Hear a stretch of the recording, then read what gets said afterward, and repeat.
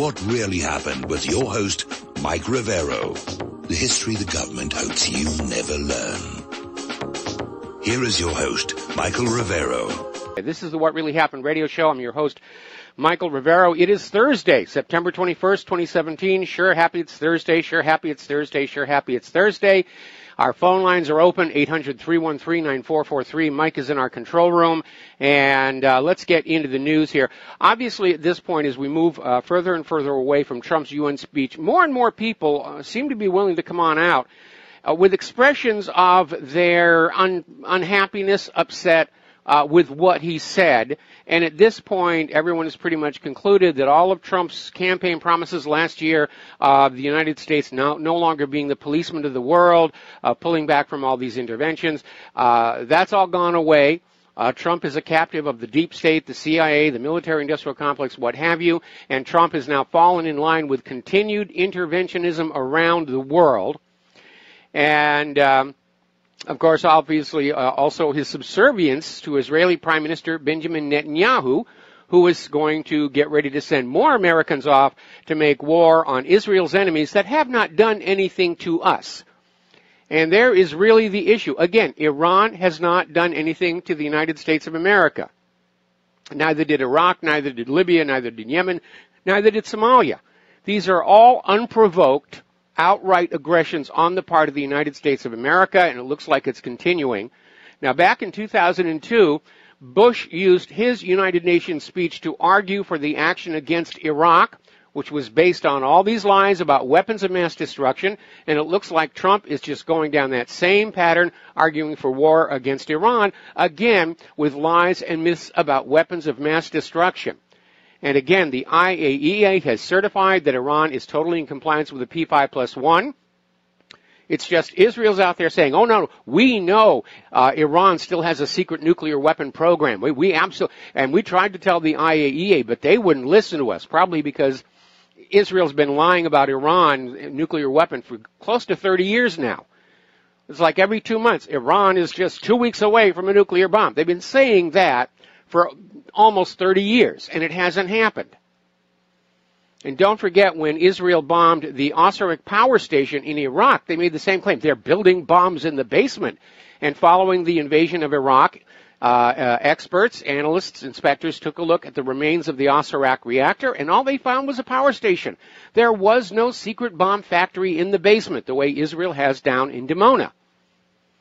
And so basically, more and more people are realizing that what Trump has announced at the United Nations is the official descent of the United States of America into outright barbarism.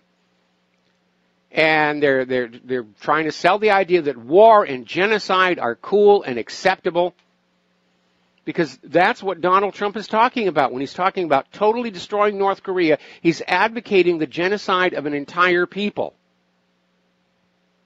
And a lot of the world's leaders are very upset about that, and not just the outside world. Apparently, 3 organizations, MoveOn.org, Credo Action, and Win Without War, issued a joint statement today saying this statement is a complete failure, that Trump's speech is a complete failure. It's just bellicosity and aggression, just laid bare. Now, the president of the Czech Republic is out there saying that Trump is out there acting like he's a teacher handing out grades. And the United Nations is supposed to be a meeting of equals, leaders of nations. And Donald Trump is acting like this is all about masters and students. And that President of the United States of America makes him master of the world, and no, it doesn't. I'm sure there's a lot of other world leaders who would say, no, actually, it doesn't here. And more people are coming on out and saying, basically, the reality is the United States is the biggest rogue state. And it's constantly accusing others of what the United States has been doing. Oh, they're using torture. No, the U.S. was. Oh, they've got weapons of mass destruction. No, the U.S. does. Oh, they're using chemical weapons. No, the U.S. has been doing that. They're projecting their sins onto the designated enemy to justify continued aggression. And Dan Kovalik is saying he doesn't think it's appropriate to speak about defending the interest of just one particular nation at the United Nations. It's supposed to be finding a joint way forward to peace and prosperity. Iran's President Hassan Rouhani has basically lashed out saying Donald Trump is ignorant and spiteful, and basically saying it was full of false information and groundless allegations against the Iranian nation. And he's absolutely true. They're still out there pushing this idea that Iran might have nuclear weapons. They might somewhere hidden. Israel says they've got hidden nuclear weapons. We have to listen to Israel here. It's entirely possible they could have it. Yeah, they could also possibly maybe have a Death Star. But you don't go bombing other countries on the possibility of what they might have when you don't have a single scrap of evidence about it. That's like me saying, I'm convinced my neighbor is coveting my wife. I don't have any proof of it, but because I suspect that it might be the case, that gives me a right to go on out and shoot him. We're going to do a shout out now to our on-air affiliates who are just now rejoining our network here. Now, more and more countries are coming forward to say they're perfectly happy with the existing Iranian nuclear deal. Of course, Israel's not happy about it. And Macron is saying maybe it should be renegotiated, but everybody else in the European Union is saying we are not renegotiating the Iran nuclear deal. We're very, very happy with the way it is. This is an agreement that prevented a nuclear program and potentially prevented a military intervention. But see, there's the object lesson again. Even though Iran is in compliance, even though Iran has surrendered their nuclear weapons program, the U.S. is still going after them. And everybody is aware of it. China is now on board, calling for support for the Iran nuclear deal. Chinese Foreign Minister Wang Yi on Wednesday said that everybody needs to get behind that Iran nuclear deal and not let it be destroyed. Russia's Sergei Lavrov is reaffirming Russia's commitment to the existing P5+1 deal. And there's even dissension about it here in the United States. Secretary of State Rex Tillerson is fully on board with keeping the existing deal. But, of course, Nikki Haley is out there saying, no, we've got to get rid of it. We have to move forward. We've got wars to fight. Now, the latest word coming on out of Washington, D.C. is that Trump is going to decertify the Iran deal. He is going to declare that Iran is not in compliance with the deal and then dump the decision about whether to pull out of the deal onto Congress. So he can duck the blame if this really goes south here. And this is coming out of NBC News, citing 4 different sources, that Trump is going to shift the decision whether or not to pull out of the P5+1 to Congress. And meantime, he's still going to be pushing the European powers to agree to renegotiate parts of the agreement, adding in limits on missiles and various other weapons to make sure that Iran is really easy to invade when the time comes here. Congress is starting to push back, especially the Democrats, saying they have seen absolutely no evidence that Iran has violated the nuclear deal. And again, the IAEA has been keeping watch on Iran, and they're saying there's nothing there. This is a replay of Iraq all over again. They've got weapons of mass destruction. We can't find any evidence of, well, just take it from us. They've got weapons of mass destruction. And as it turned out, Iraq didn't have them. Even the head of the U.S. Strategic Command, Chief General John Hyten, is saying that as far as they can tell, Iran is fully complying with the terms of the deal. Now, here is where Donald Trump or his advisors aren't thinking very clearly. Because if Donald Trump makes good on his threat to pull out of the P5+1 agreement with Iran, how is he going to be able to convince North Korea that America will honor any commitments made if North Korea surrenders their nuclear weapons? You can't do it. You can't break all these agreements and then go to another country and say, we promise we'll do this if you surrender your nuclear weapons. It's not going to work. It's absolutely not going to work. Now, Trump also took a moment to tear into Cuba about how evil they are, how we need to keep the... Okay, we seem to have lost... Are we still on the air? Okay, we're still on. Okay, I was getting strange noises in my headset. All right, so anyway, back to the thing here. Trump was talking about Cuba and maintaining the embargo there. Most of the world leaders are out there saying, we support Cuba. This embargo has gone on long enough. And remember, there's this whole thing about, oh, the U.S. diplomats are under attack. Cuba's doing things to them with sound waves. And as we pointed out yesterday, there's no reason for the Cuban government to do that. Cuba wants normalized relations. Cuba has wanted normal relations with the United States all the way back to when Castro took power. So they're not going to do anything to the diplomats. If something indeed was actually happening, and we're not sure it was, given the climate of lying that's coming out of the U.S. government, then it wasn't from the Cuban government. But Trump's out there saying we've got to keep the blockade, and the rest of the world is saying, no, this has gone on way, way too long.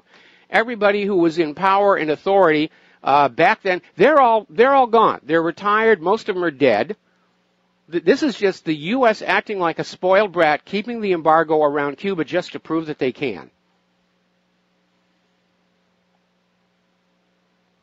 Now, over at the Daily Beast, which I used to have a lot of respect for, they just ran an article saying that Russia organized all the pro-Trump rallies. You remember those huge rallies, sports venues filled to overflowing, standing room only, compared to Hillary's little tiny gatherings where she'd get 20, 30, 40 people, and they'd throw her campaign staff in there to make it look like the crowd was larger. Well, Daily Beast is now claiming that Russia used a Facebook page to get all those people to show up for Donald Trump.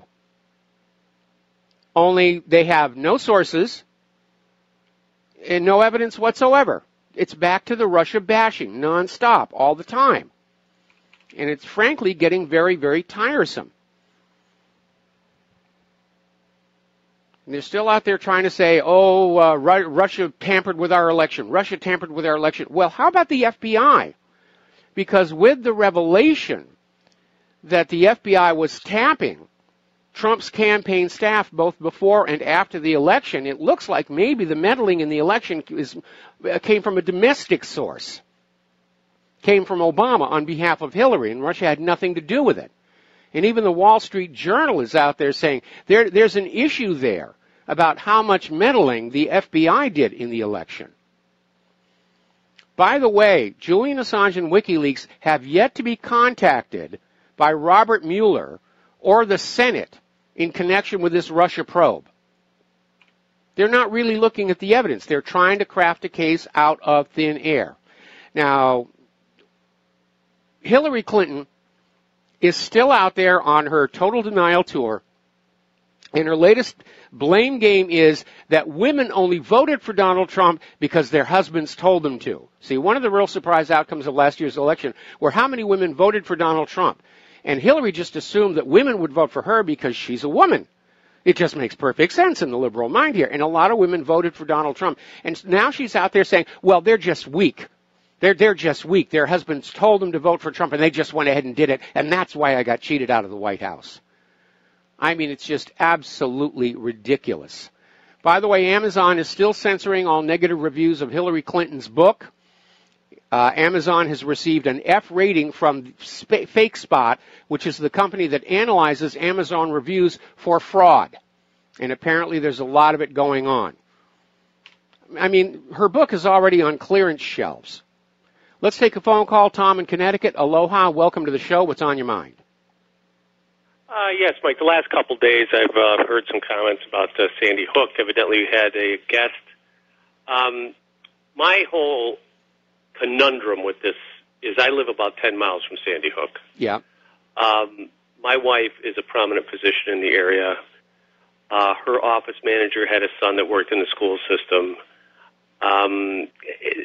There are things that I have heard from people that I trust. They went to funerals. They know people who died. Uh-huh. I don't know what to do with that information. Look, I'm all on Oklahoma City bombings, 9/11, all the way down the line. But this one I got a hard time processing. Well, we know that Wolfgang Halbig has accumulated a tremendous amount of evidence. There's a question as to whether the school was even still an active school at the time. We know that, strangely enough, all those parents who were claiming that they lost children, their mortgages got paid off rather mysteriously. And at this point, prudence demands that we assume deception on the part of the government until it's proven otherwise. The burden of proof is on the government to prove anything that they're telling to us, and they've come up really short on this. Anyway, Tom, thanks an awful lot. We're going to let you go and get back to the news of the day here. Now, as you know, there was actually an indictment handed down against Hillary Clinton all the way back in the Whitewater scandal. And it was sealed. And a lot of people have been saying, don't we have a right to know what it was she was accused of?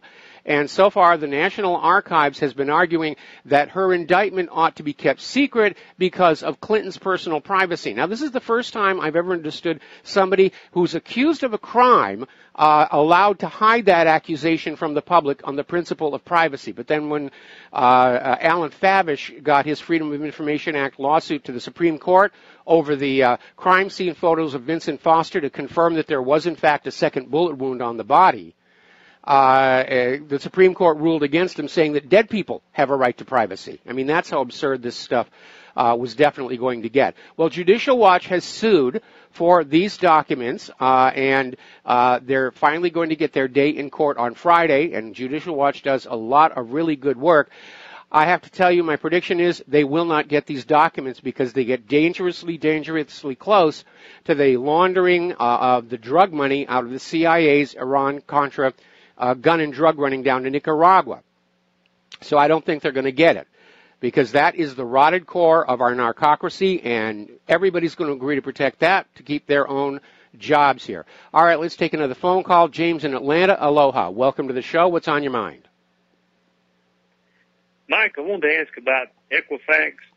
Do you know if there's any kind of stress test that anybody's doing to see if these big agencies that collect all this data can be hacked into? I mean, stress tests that they do with lenders to see what their firewalls are? Well, they should be. The problem is, and I'm going to be talking about this more in the third hour, is we're seeing a pattern of reckless disregard for security by the owners of these giant servers.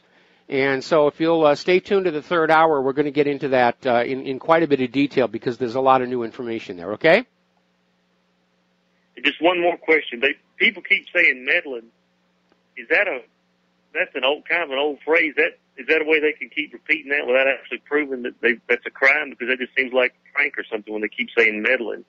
Well, they're saying meddling because it's got a negative connotation that the meddlers shouldn't be there, which they shouldn't. But it obscures the fact that the U.S. meddles in foreign elections all the time. And again, as the Wall Street Journal points out, let's stop worrying about Russia and find out how much meddling in the election was going on inside our own country, between the FBI bugging the Trump campaign, between Hillary stealing the nomination from Bernie Sanders, and all of the evidence of massive election fraud that is surfacing in front of this Trump's Commission on Election Integrity. Millions of illegals voted. Up in New Hampshire, we have that new revelation about people from Massachusetts were driving up claiming that they'd moved to New Hampshire to vote for Hillary Clinton, and they never really did. So, I think they're trying to keep the focus on Russia because they're desperate not to have the American people realize that our election system is a complete joke. It is insecure. It is designed to facilitate and then conceal election fraud, and we need a new election system that makes it as hard as possible to cheat the election and makes it very easy to detect when it has happened, the exact inverse of the system that we have right now. Okay? It just seems like a buzzword that somebody came up with to cover for Russia, because I don't remember hearing that term in any It's a movies good or word. Well, anything they're not covering for Russia. There's no evidence that Russia had anything to do with any of this stuff. Like I said, it's a misdirection to keep the focus on Russia so it doesn't come back to whether Hillary Clinton was trying to steal the election or not, which is a foregone conclusion. James, we got to let you go. We'll be right back after these words from our sponsors. And aloha, America. Welcome back to the show here, and we're going to go back to the phones. Dustin in New Jersey, aloha. Welcome to the show. What's on your mind? Hi, Mike. Hi. Hey, I watched Lavrov's speech today, and he gets 4 stars. That would be one Pinocchio, right? Well, no. Pinocchio's when you're lying, and the more you lie, the more Pinocchios you get. So he gets no Pinocchios, 5 stars. Okay. Yeah, because I made a mistake the other day. I said Trump gets 5 Pinocchios because I didn't like his speech at all. And Rabbani's got 5 stars and no Pinocchios because he was a great speaker. But, Mike, I noticed Lavrov's speech, he brought up the the multipolar world versus the unipolar world, and he says plain and simply, you're going to make it worse for yourself if you continue this arrogance, basically, because it's not going to stop this multipolar world from coming about. No, it isn't. And I thought that was a great thing he said, because that's true, Hey, Mike, did you hear a report that Russia killed 650 jihadists, and they tried to ambush like MPs, Russian MPs, and that got pushed back, and they found like all this hydrogen peroxide in big blue tubs when ISIS left an area in Deir ez-Zor, and it was all in English, the hydrogen peroxide, big blue 50-gallon drums, Mike, of hydrogen peroxide, which is like, obviously it's dangerous. Well, it's dangerous in its fully anhydrous form, but I mean, you buy hydrogen peroxide at the drugstore to disinfect cuts and stuff with. I think it may have been something else like hydrogen sulfide. But the gist of the story, we were going to cover this a little later today, but the gist of the story is that the jihadis wanted to capture these 29 Russian soldiers and put them on public display as part of a psychological campaign to try and get Russia to pull back, and it failed miserably. These 29 Russians held out for several hours until the Spetsnaz showed up, and of course the Spetsnaz are real bad dudes, and the number I heard was they killed 850 of the jihadis and just absolutely destroyed the area, chased them into the desert, and just hunted them all down. So it was a major, major defeat. Hey, Mike, there was a great video when Russia used the Caliber cruise missiles, and you see the video, which they use GoPros, so it's a lot cheaper than what the U.S. military spends on their equipment, and it gets the same job done because it showed militants moving in and out of this, like, building with, like, a truck next to it, either moving explosive weapon, and it got directly squished, man. I was like, all right. It was like a direct hit. So anybody who thinks Russia don't have state-of-the-art missiles, they're 20 years ahead on us with missile tech.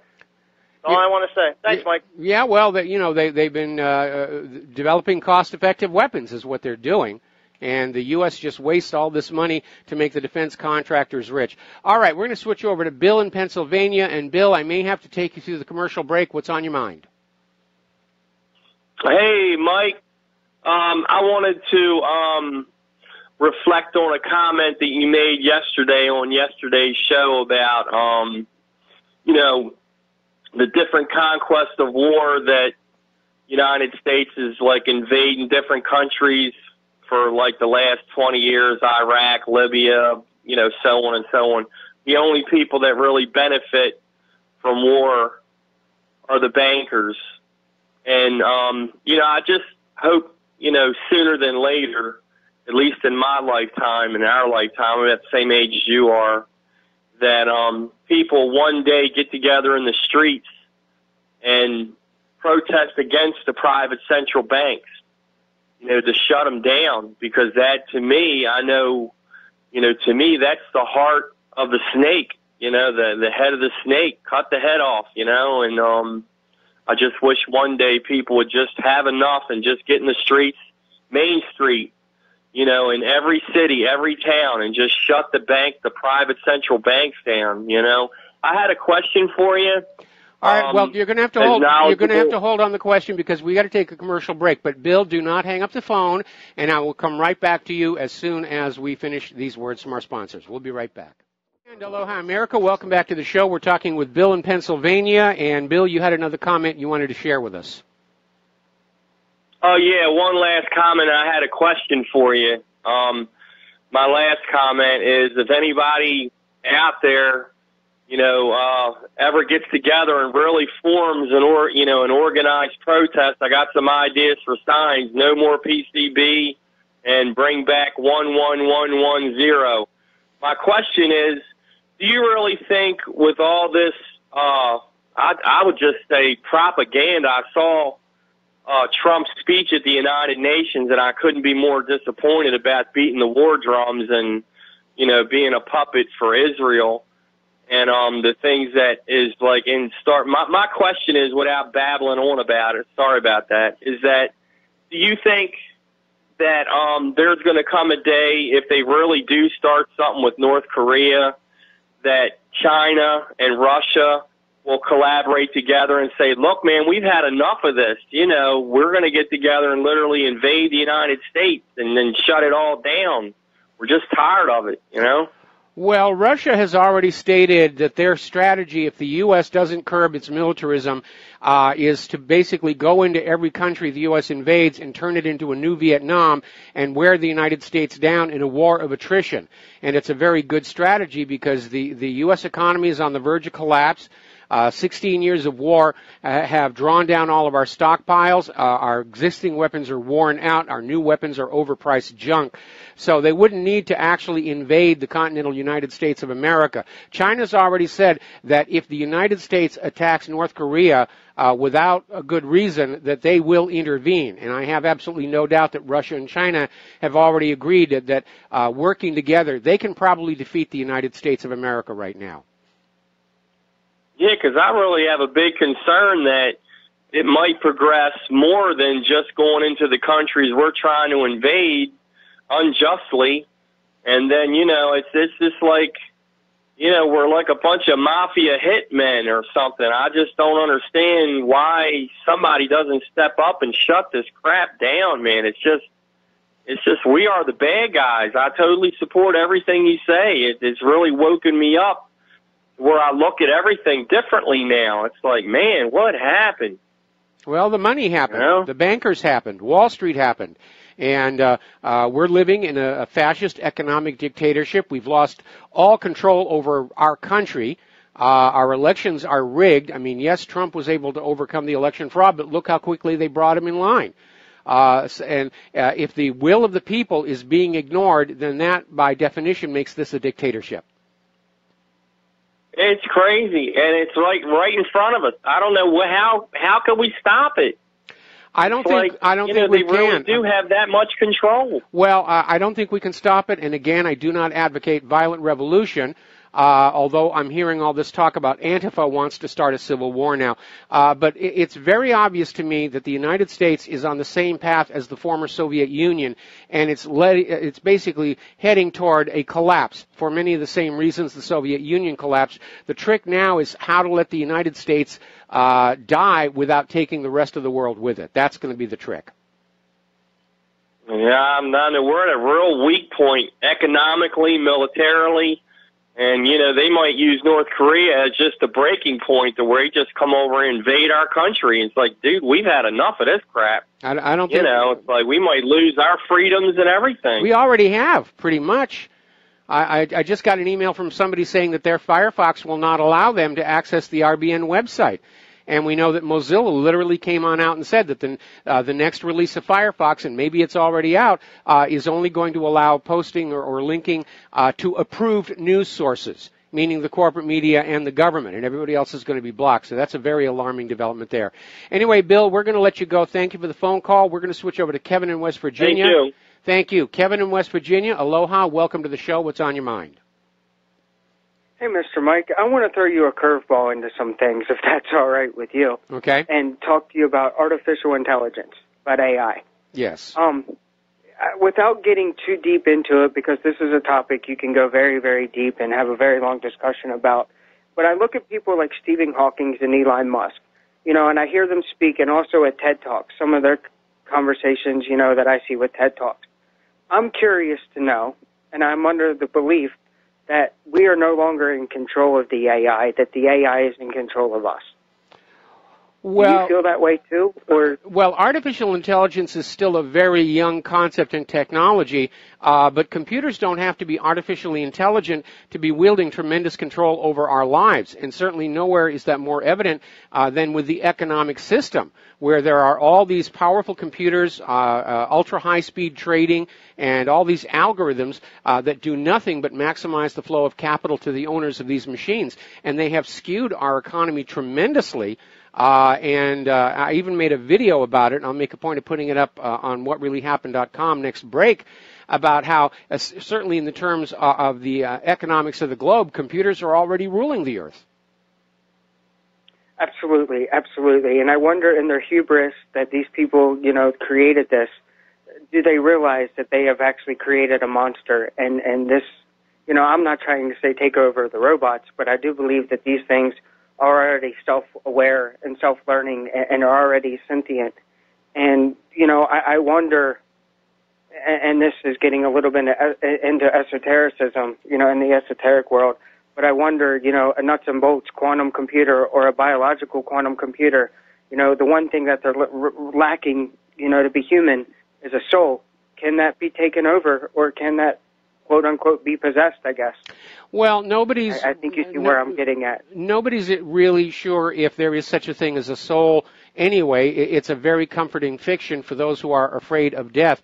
As far as quantum computing, like the transputer, it's failing to live up to all the hype. And there are a few commercially available quantum computers, and as it turns out, when they're dealing with real-world problems rather than the demos, it turns out they're really not that much faster than the conventional von Neumann machine. Okay, they were my questions that I had for you, and I thank you for answering, and you have a great and wonderful day. All right, thanks an awful lot here. The next revolution in computers are going to be photonics, and they're starting to make some breakthroughs on that. And that will allow for much smaller chip sizes. You won't have the cooling issues to deal with, and that will result in computers that are powerful enough to have AI being small enough to fit into a robot. And at that point, there's going to be an interesting sociological issue to look at. All right, let's go to Glenn in Philadelphia. Aloha, Glenn. Welcome to the show. What's on your mind? Glenn, are you there? Hi, Mike. I am here. I heard the click there. Okay. Hi. In July of 2005, hydrogen peroxide bombs were hand-carried by terrorists into the London transit system and killed 52 people. Okay. So, so either that has something to do with it, or perhaps they were planning on disinfecting a whole lot of gunshot and shrapnel wounds. Well, again, the totally anhydrous form of hydrogen peroxide is very, very, very dangerous. The stuff that you buy at the pharmacy is diluted with a huge amount of water.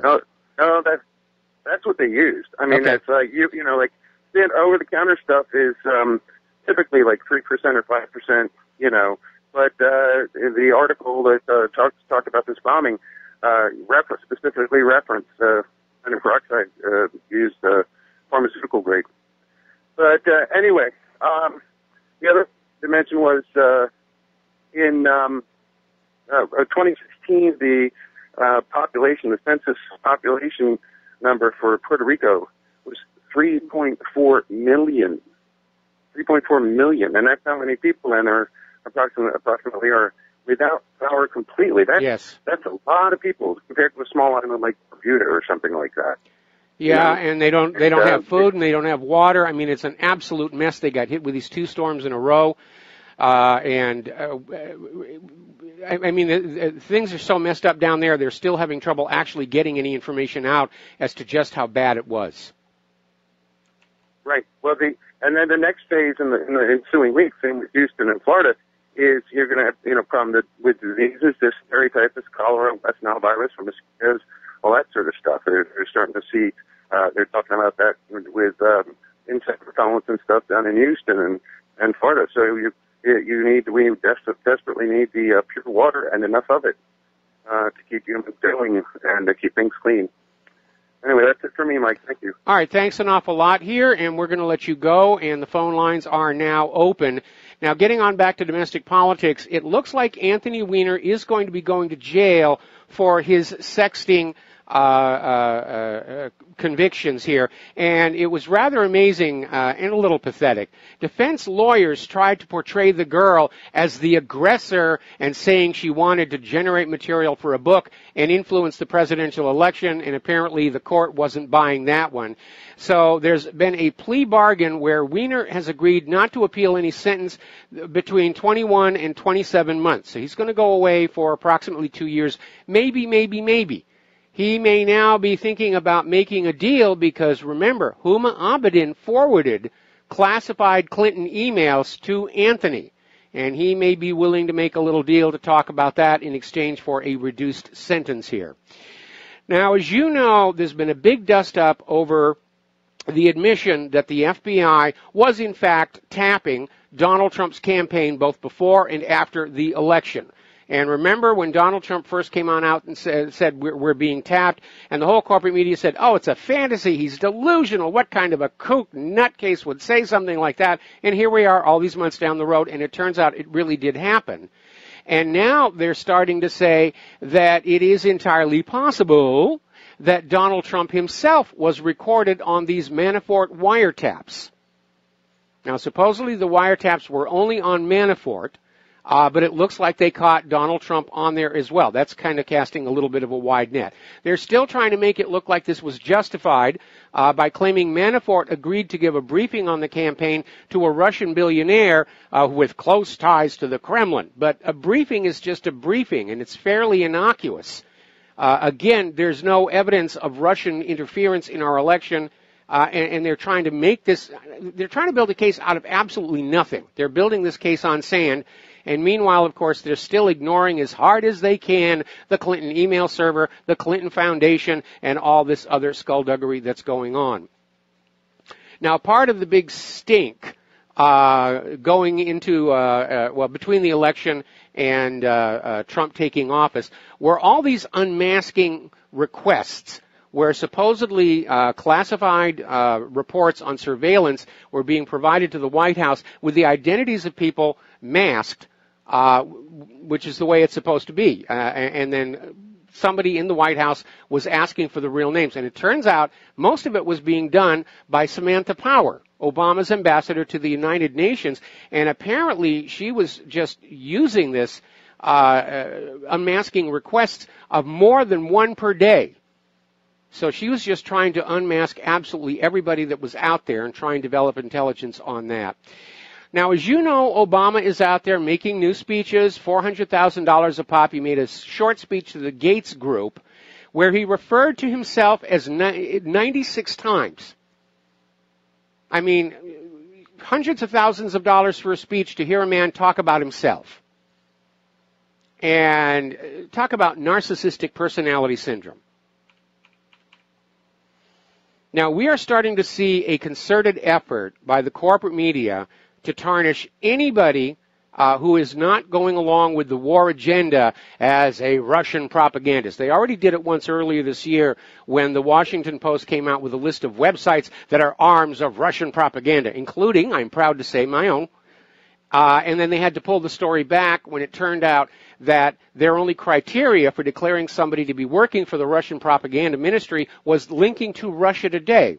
Well, apparently they've decided that really is all it takes because over at Media Matters, they have an article attacking Matt Drudge, how he's become a pipeline for Russian propaganda because he's linked to Russia Today nearly 400 times. Sputnik News and TASS since 2012. Oh, that proves that he's a pipeline for the Russian propaganda. And if you want to be a propagandist, you be a propaganda for the U.S. government, by golly. So we're going to see more and more of that.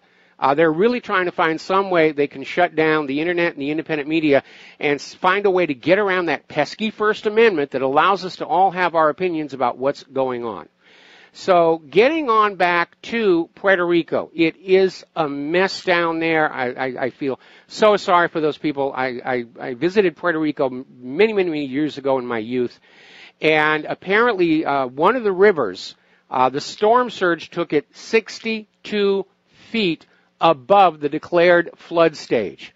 So it's going to be a mess. We don't know how bad it is yet. They still can't get the information out. And apparently my concerns about the Arecibo Observatory were valid, despite the fact that they had shut the observatory down in advance of the storm. They're just now getting scientists back in there to evaluate the damage, but apparently it did suffer some damage over there as well. So we'll be keeping an eye on that. Now here's a very interesting story. This is from CNN. And it says, Hurricane Maria, U.S. mainland is not out of the woods yet. And it goes in to say that the current forecast does not show a direct hit on the East Coast, forecasters say, but such a path cannot be ruled out this far in advance. This strikes me as sensationalism to try and draw readers, because I'm keeping a close eye on all these storms, through various weather tracking websites and what are called the spaghetti tracks. And yes, the outer bands of Maria are going to bring some rain to the Carolinas and Virginia, but it's this idea that it's going to suddenly swerve to the west and hit the mainland. It's absurd. This is CNN grandstanding to try and bring their readership back. And it's needless, and I might add reckless fear-mongering. Now, again, we're not out of the hurricane season. There are other systems forming over in the East Atlantic. So for those of you living in the path of the hurricanes, you shouldn't relax just yet. But claiming that Maria is still going to hit the East Coast, that's a real long shot. And if it happens, I'll apologize to CNN. But right now, it looks like they're just trying to generate headlines and readership here. Interestingly enough, right after the big Mexico City earthquake, a nearby volcano, Popocatépetl, I hope I pronounced that correctly, it erupted right after the quake, and it's a big volcano. It's erupted a lot, and apparently it was actually triggered into new activity by this new earthquake. Boy, it's almost starting to look like one of those biblical epics. You know, we get the hurricanes and the quakes and the mosquitoes and the brain-eating organisms and the volcanoes explode. And again, as we mentioned yesterday, the ring of fire is just all over the place. Vanuatu, Japan, it's rocking and rolling out there. We'll be right back. And aloha, America. Welcome back to the show here. Now, in our recently passed defense budget, it turns out there's a rider that was put in there, championed primarily by John McCain and Lindsey Graham, which basically would make it illegal to broadcast Russia Today here in America. Presumably that includes linking to them on the websites. Look how they went after Matt Drudge. And it's rather interesting to see this happening here in the United States of America, because when the Soviet Union enacted such laws, banning foreign media from broadcasting in their country, it was called the Iron Curtain. We were all told that was a bad thing. So it's getting very scary. The U.S. government is taking on all the trappings of a dictatorship now. Getting on to North Korea, North Korea is responding to all these new sanctions and this tough talk here and Trump's UN speech, saying it's the sound of a dog barking. Now, North Korean Foreign Minister Ri Yong-ho slammed President Trump on Wednesday, saying his threat to destroy the nation amounted to the sound of a dog barking. And if he was thinking he could scare us with the sound of a dog barking, that's really a dog dream. Now, you need to understand, Koreans hold dogs in very low esteem. They're not fans of dogs the way Americans are. Dogs are way down there. They're something that you eat. So this is a major insult.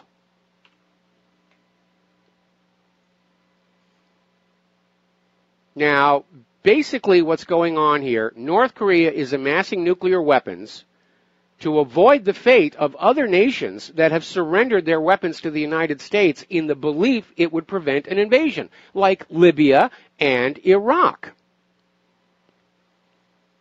And North Korea has come on out and said, the example of Libya is a good example. They surrendered their nuclear weapon program, and look at the mess they're in right now. Had Libya kept their nuclear weapon program going, the U.S. would have left it alone.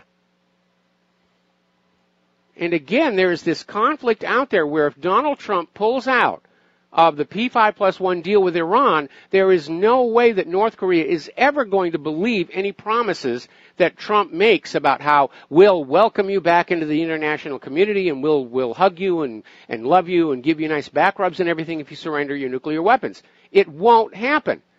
Look at what has happened to every single nation that surrendered their weapons. Iraq gave up their chemical weapons, got invaded. Syria gave up their chemical weapons, they're still being invaded. Iran gave up their nuclear weapons that are about to be invaded. Of course, North Korea is paying attention to all of this. So earlier today, Trump announced they're putting more sanctions on North Korea, and they're going after any banks that do business with North Korea. And it was rather interesting to hear Steve Mnuchin out there saying none of this is targeted on China, which is ridiculous. North Korea and China are trading partners. There's no way you can sanction North Korea where it's not going to have a negative impact on China. We've got to take a break here for station break. We'll be right back. And And aloha, America. Welcome back to our show here, hour number 2. And Defense Secretary Jim Mattis is out there saying that the U.S. must face the somber reality of the military option on North Korea. He's just going on out there and saying that military action could be necessary should diplomacy fail to curb the nation's hostile provocations. What provocations? I don't see North Korea sailing their warships along the U.S. borders or flying armed bombers along our coasts. I really don't. It's just not there. There are no provocations. The only real threat that North Korea presents to the U.S. government is that they're refusing to bow down. They're refusing to be bullied. And that's inspiring other countries to stand up and say, we're not going to be bullied by the United States anymore. And that's why the United States wants to make an example out of them. Going to go on and just say, how dare you defy the emperor of the world? We're going to take care of you as quickly as we can. So, there we are. Now, there is an aspect to all of this that people need to look at. Obviously, Seoul, South Korea is very, very concerned about North Korea's vast amount of conventional artillery that are drilled into these hardened tunnels all along the mountains on the northern part of the DMZ.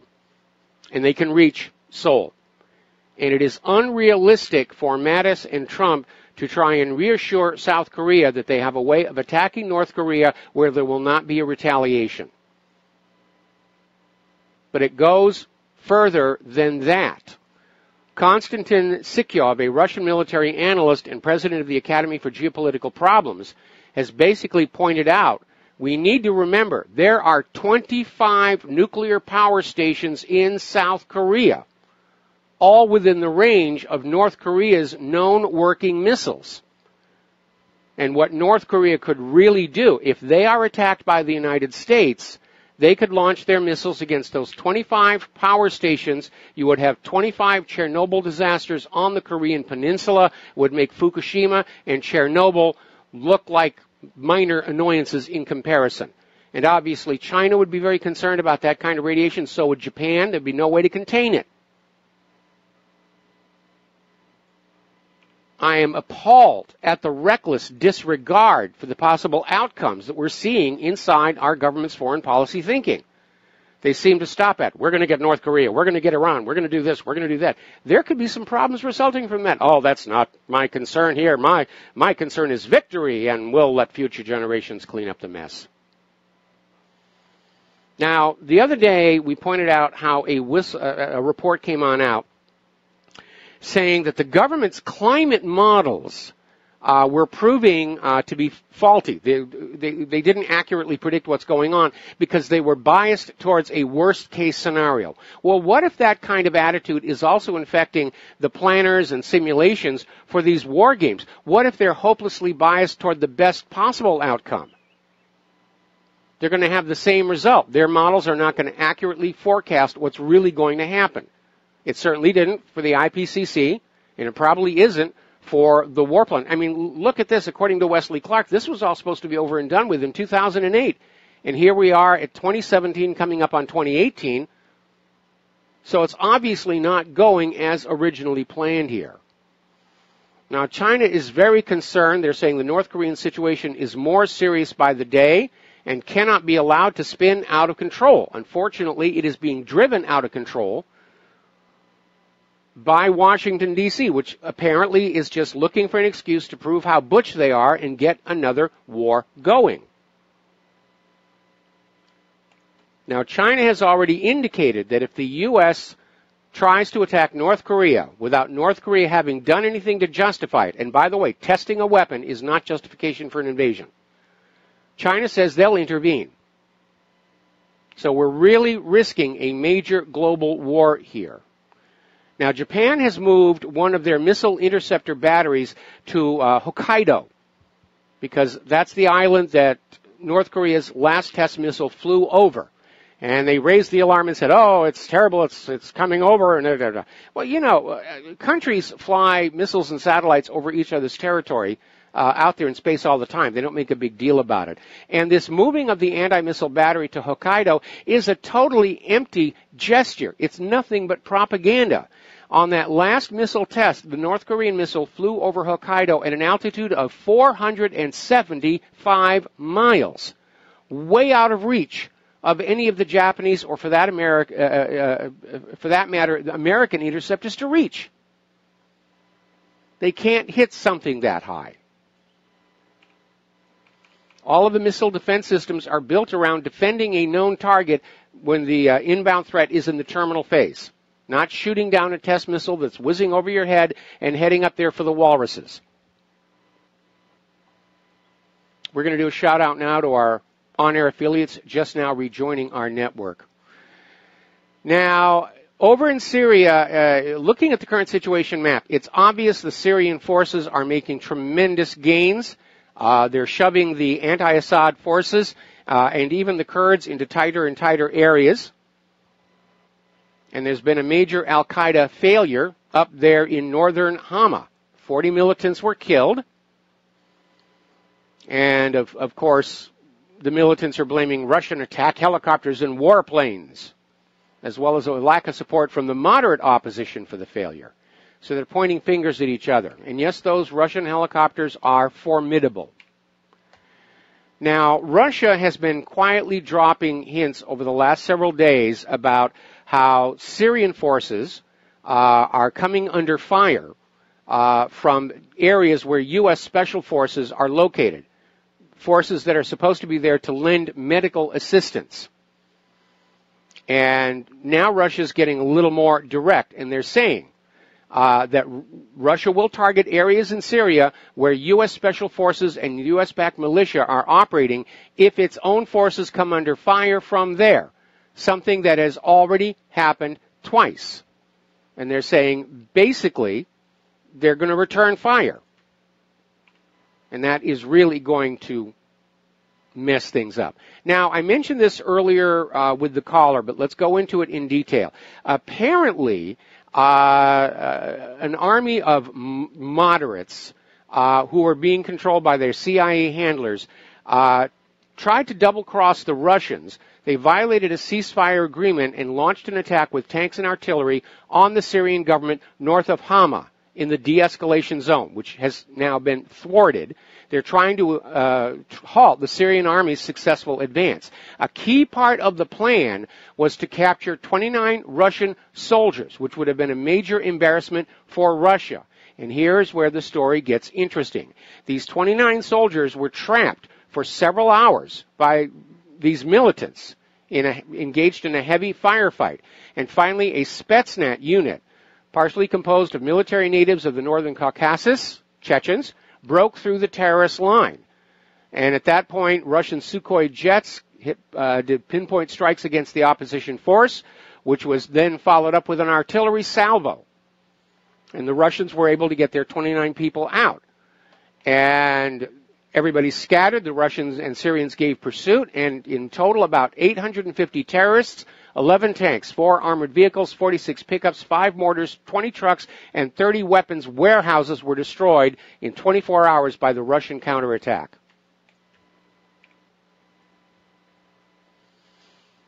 Meanwhile, the Kurdish-led Syrian Democratic Forces are continuing their drive against ISIS in Deir ez-Zor countryside, trying to capture the gas and oil fields before the Syrian government forces can get there. See, it's all driven by the oil and the oil revenues. Okay. Now, do you remember that military exercise that Russia did on their own territory? Joint Russian-Belarus exercise, Zapad 2017. And they were out there exercising their troops and just training on their own territory, and the Western media went crazy. It was, oh, they're getting ready for an attack. It's a Trojan horse. They're coming across the border. They're getting ready. We need to bomb them now. Well, the exercise is now over, and all of those forces are on their way back home. Units of the Russian Air Force are already headed back to their home base. There was no invasion.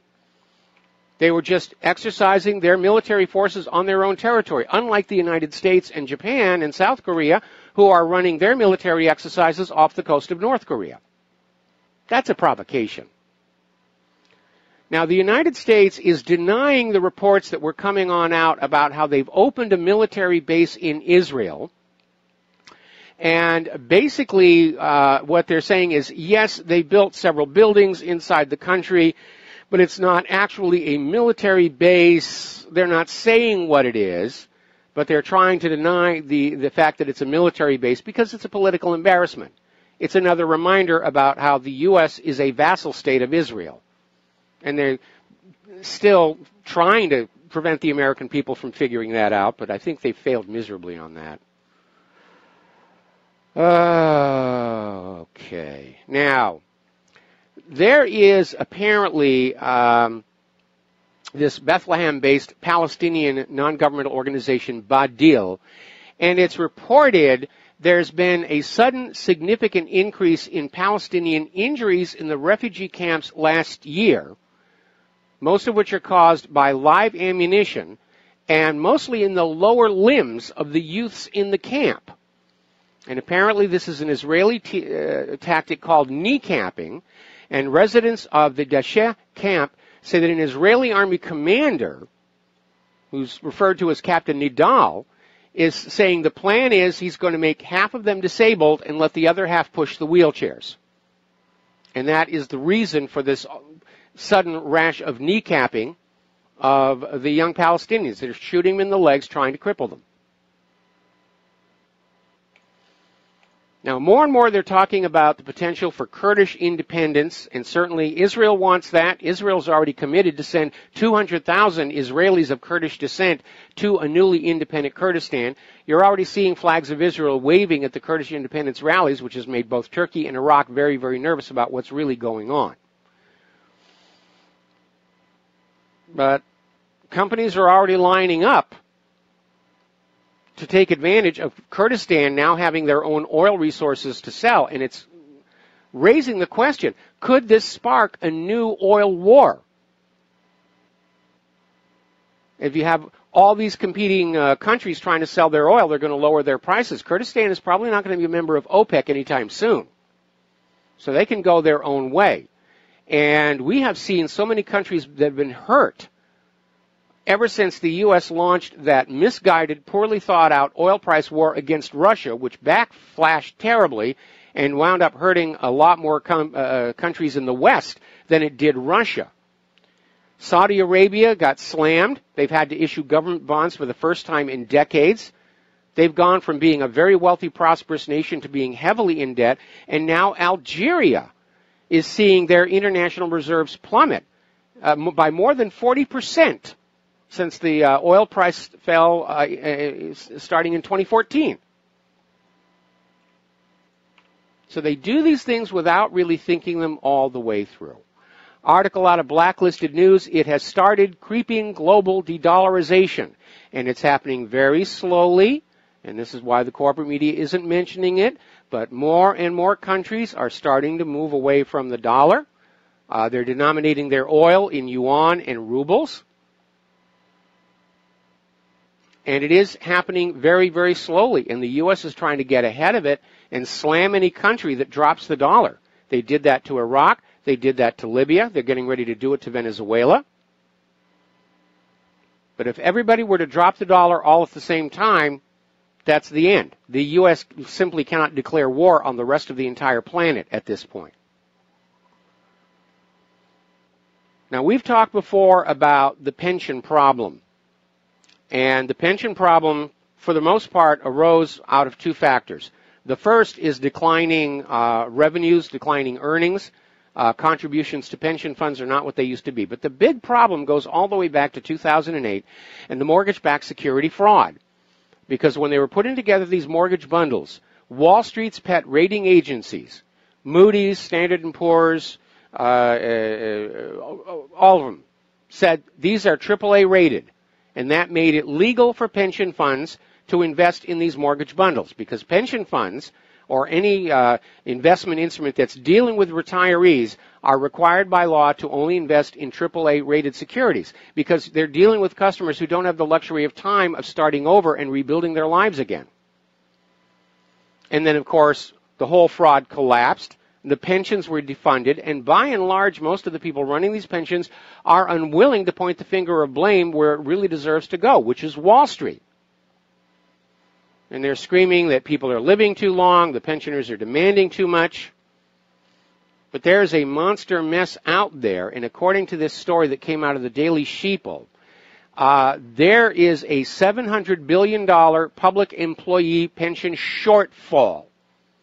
Most of the states are only 6.7% funded to their obligations. Most states under 1%. They have only 1% of the cash reserves they need to meet their expected obligations.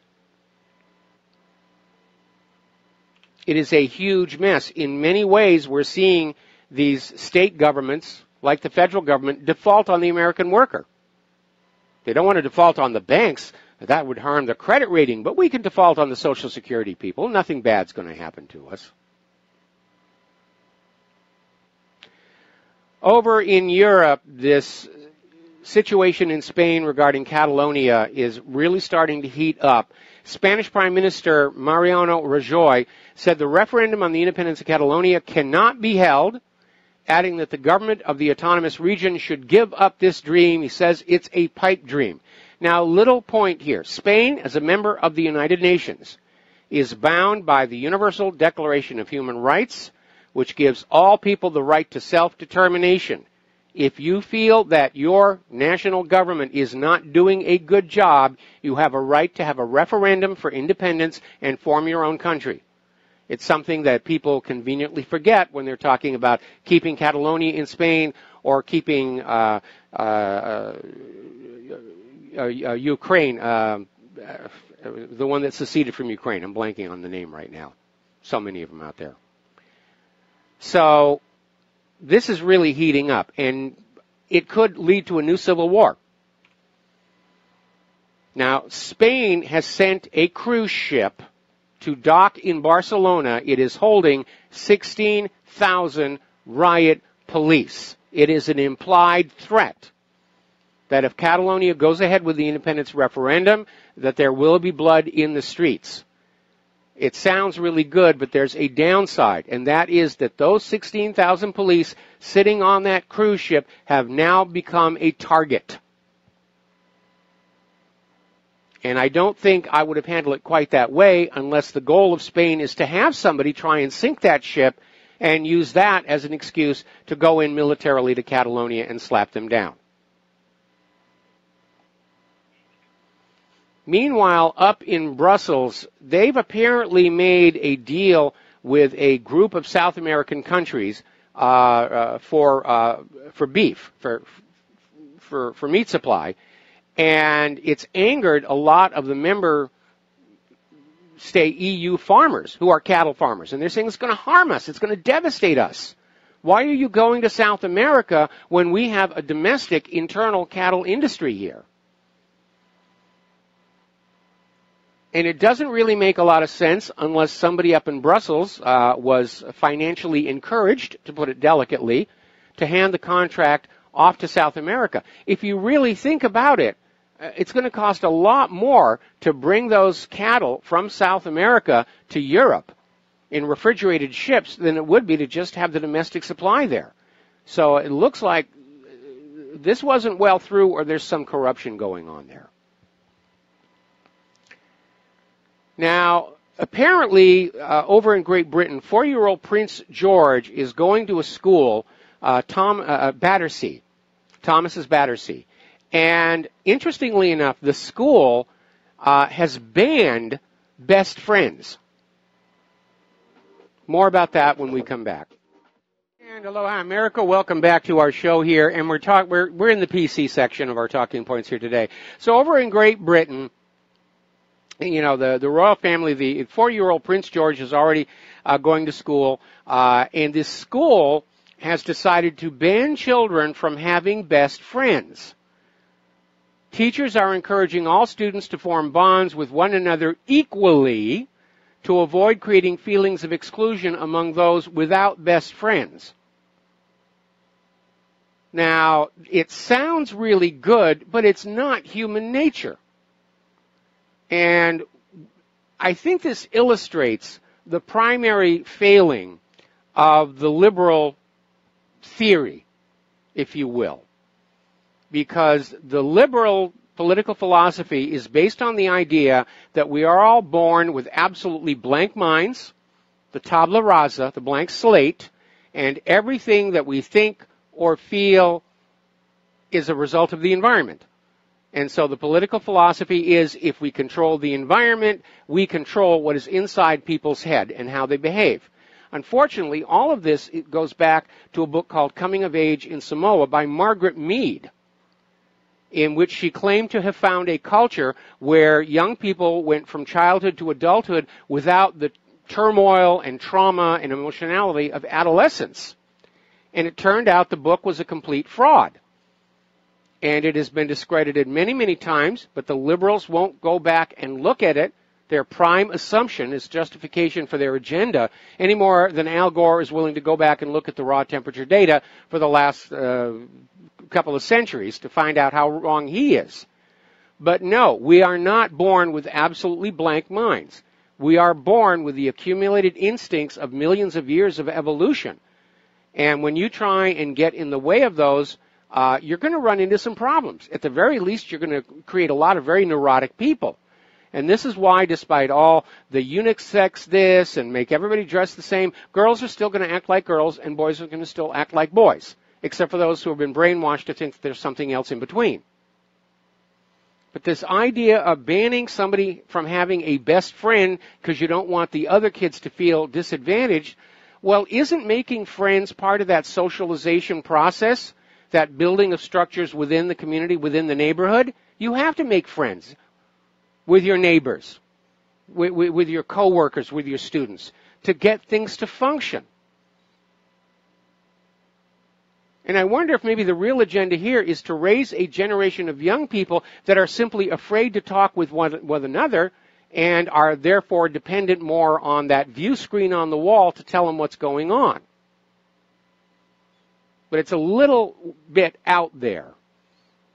And joining it in the outer reaches of the solar system, over at Ohio State University, they've had what is called a privilege workshop, which sounds okay, but what they're pushing there, in this session entitled Interrupting Racism, Tips and Tools for White People, basically came on out and said that only white people can be racists.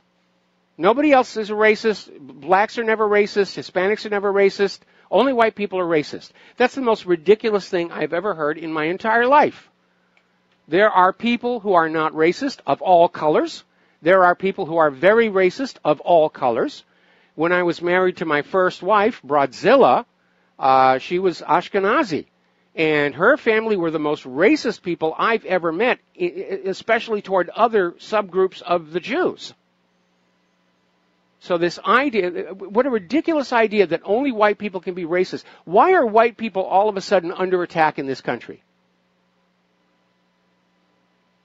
And we have all these people coming in from the Middle East and Africa saying, well, we want the life that you have. It's not fair that you have this evolved civilization.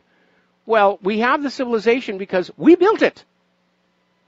Europeans built Europe. Africans built Africa. It's never been the other way around. And jamming the African population into Europe isn't going to change things. It's just going to create a huge amount of hostility, as it already has. There is such a thing as inherent human nature. And yes, sometimes it needs to be controlled, particularly in the areas of crime, murder, rape, robbery. But you can't pretend it does not exist and then just dream up all this wild stuff based on that assumption. We'll be right back. Hello, hi, America. Welcome back to the show here. And before we go back to the phones here, I got another story to share with you. And you have to wonder, this is in the Department of what are they thinking? Now, over in Miami-Dade, just hours after Irma was finished doing what they were doing, and this guy is at his home trying to clean up the mess, And all of a sudden he gets a visit from this official from Miami-Dade County who proceeds to cite him because his fence has been knocked down and his swimming pool is now visible to the street, which is considered an attractive nuisance and a potential danger because it might lure children in to go for a swim and they could drown, blah, blah, blah, blah, blah. I mean, the guy's just had his house smashed, and it's not like the hardware stores are open and he can go get the lumber to fix the fence. And they actually cited this guy. It's like common sense has become an endangered species in this country here. All right, we're going to go to the phones here. Mo in Florida, aloha. Welcome to the show. What's on your mind? Hi, Michael. Thanks for taking my call. I was trying to stay on topic with the economy, then you switched over to the way they're trying to get everybody to think the same. And I have a question. I want to share a question about the monetary system, but just to comment on what you were saying about the way they're trying to get everybody to be the same. I mean, that's pretty much what sheep are, aren't they? Yes. All the sheep think the same. They start getting the ones that, get ideas about breaking from the herd. That's not a good thing. So they get the herd dogs in there, And isn't that really the same thing? They're just trying to get so we can be controlled. Isn't that it? Yeah, it is. Almost reminds me of that Monty Python sketch on Harold the Flying Sheep. I love Monty Python. For some reason, I don't remember that one. Okay. Well, it was on, I think, their first album. Anyway, but you're absolutely right. They're trying to basically make us all interchangeable units with no idea of who we are, what our past is, what our history is, because people without a strong sense of identity are easier to control. And again, this idea that schools are trying to teach students not to have best friends. I mean, it is natural for people to have certain attractions to other individuals as friends. And this idea that we should automatically treat everybody as if there are the same degree of friendship and buddy-buddy, that's ridiculous. I mean, there are going to be people who are going to be nice to us. There are going to be people who are not very nice. Why should I be friends with people who are not very nice? It's ridiculous. You were born with a free brain. I mean, what about just do whatever you want as long as you don't hurt somebody else? The non-aggression policy that you and Ron Paul, and that's all there is. That's all we really need. That's all we really need. We don't, I hate to say it, going back to some of those 10 commandments is really all we need. Thou shalt not kill, thou shalt not steal, thou shalt not bear false witness. That's the only guide that you really need here. And we have all these other things about, you can't have best friends. You shouldn't assume that your gender is what your anatomy is. It's all designed to keep us confused. Well, you nailed it. Couldn't agree more. The question I had on the monetary system, I haven't heard you. I'm sorry, I had a tooth pulled, so my voice is kind of okay. Language ain't coming out too good. But I'm just recovering from it. But my question to you was, I don't hear you talk too much about Bitcoin. And to me, I'll tell you my thoughts, and then I want to just get what you think about it. I think Bitcoin, when they look to who started this Satomochi, whatever it was, and you really research it, it really seems to come down to the deep state. And this is maybe I don't know. Obviously, I don't have any proof, but nobody can really nail this down. And I think my thought is what they're going to do is they're going to get as many people to pile into this, and maybe you even said this, and then crash the Bitcoin.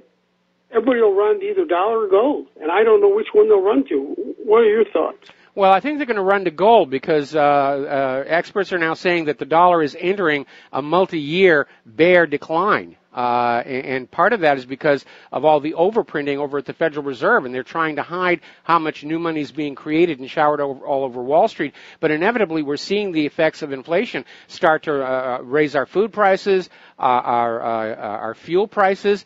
If you're buying things from outside the country, those prices are going on up. We're starting to see that at the big box stores. But I think people will be going to gold unless it's outlawed, and we keep hearing about how they want to try and do that one again. But as far as Bitcoin is concerned, again, I've always had problems with it. There is really nothing that backs it up. It's a true virtual currency, but we've seen it wide open to manipulation. And I'll give you an example of what I mean by a true virtual currency. If you take so much silver and you turn it into a silver dollar, you can then eventually melt that down and get that same amount of silver back out. That's the value that's in there. In the U.S. silver dollar, the money was the actual silver content, not the coin itself. You can have your computer do so many hours of Bitcoin mining to get a single Bitcoin, but you can't get all of that computer power and work back out of the Bitcoin once you've got it. And that right there is what tells me there's really no underlying value to it. Wow, that's exactly right. It's a one-way street in that respect, and there's no intrinsic value. So, I think it's a Ponzi. I think it's the ultimate tulip Ponzi scheme. I think. Well, I think, some of the thinking behind it was, in terms of having a currency that was not issued by a central bank, that was a good idea. But the failure to tie it to some kind of a tangible commodity of universally recognized value was the weak point. Now, maybe Bitcoin should have been the first iteration of the Electro and say that, the Bitcoin represents so many kilowatt hours of electricity, and then you could turn around and pay for your electric bill with that, which is your way of getting that electricity back out of it. But without a commodity base, any currency is a fiat currency, whether it is crypto, cybernetic, or just, printing on a slab of wood. I think that's what I think, too. Thanks, Mike. All right, thanks an awful lot. We're going to switch over to Steve in California. Aloha. Welcome to the show. What's on your mind? Well, I'm catching the show a little late today. I hope you didn't already cover this, but I was looking and hearing the radio this morning about Donald Trump is putting new sanctions on North Korea, which is nothing more than economic war. He's playing with North Korea now. He's really trying to provoke them quite steadily to take the bait, and they're not taking. I hope they don't take the bait. But other than that, I noticed that we never hear in the news anymore about draining the swamp at all. I mean, everything is off the table now as far as those discussions go. Draining the swamp, Hillary Clinton prosecution is off the table. They're not even talking about that. It's just North Korea, Russia, Syria. Those are the things. They're playing a very good strategic shell game of diversion topics to keep your mind off of what he's talked about in the past. And last but least, as far as my wife came up with a new, Donald Trump is using a lot of labels on people these days, and Donald, Kim Jong-un is Rocket Man. And my wife said, well, since we never hear about drain the swamp anymore, we'll just start calling Donald Trump Swamp Thing. And so you being a Hollywood guy, you probably remember that movie, Swamp Thing. Oh, yeah. There's actually been more than one. Yes. Last thing is, I did hear something else. Maybe you talked about it, but household economic wealth has gone up. Did you hear that? No, I heard something to that effect, but I imagine, for the one percenters, that's certainly true. Well, they were basing it on Wall Street only, and I'm sure that did not. Yes, you're one percenters. That did not generalize to the rest of the population. But this was something I heard on in between Laura Ingram's show on that little news thing they have there. But it said household income has increased quite a bit. I can't remember the percentage. But I'm looking around, and like you always say, look for what should be there and isn't, and I don't see that at all. And then we talk about on RBN's website yesterday how Toys R Us are going to be closing, or bankruptcy at least. This is going to be a dismal Christmas holiday retail year. It's going to be dismal. This is going to be the last nail in the coffin for some iconic retailers. They're all hoping there's going to be a reversal, and we're going to have a really good Christmas shopping season this year because it's been dismal for the last 8-9 years. And the holiday shopping season is literally when these retailers make 1/3 of their revenue for the entire year. But that has not been the case anymore because we just don't have any money out here, and we don't want to borrow anymore. I mean, they're desperate. I mean, the Christmas stuff is already going up in the stores. Claire and I were over at the local big box store, and they got all the trees are up there, and the decorations, and the ribbons, and it's all over the place, along with all the holiday packaged versions of coffee and candy and everything else they want you to start buying. And frankly, for me, it's a turnoff. We still have Halloween and Thanksgiving to get through, and by the time we really get to the actual December, where we're actually getting close to Christmas, I'm going to be in full Ebenezer Scrooge mode, and it's just going to be bah humbug. because by the time we get to December, it's no longer going to be decorations, it's going to be decor, and it's going to look really, really tacky. But all of these holidays, it's just one marketing scam after the other. And maybe I'm spoiled because many, many years ago, back in the 1980s, I had occasion to experience Christmas in Europe, specifically in Germany, in Munich, and it spoiled me for the American Christmas. Because what I experienced there in Germany was just like I imagined Christmas was supposed to be from, reading about it in storybooks and everything. And, seriously, goodwill toward all men, a time of cheer and generosity. I mean, carolers were out there. You had total strangers giving you little bits of candy and everything. It was a very amazing experience. And compared to that, the American Christmas is just incredibly hollow and shallow, and it's just another marketing come-on. And it's very hard to get excited about it. And Claire and I are probably not going to do a Christmas tree this year because we just really can't get into the spirit of it, especially those little nativity scenes. I have a real hard time looking at those without realizing those are the people we're now bombing to steal their oil. Right. Now, this will be 4 bad retail years in a row for Christmas, if I'm right. This will be 4 in a row. I think it's going to be 8. It's going to be 8. Yeah. Last question for you, since you said you were in Germany.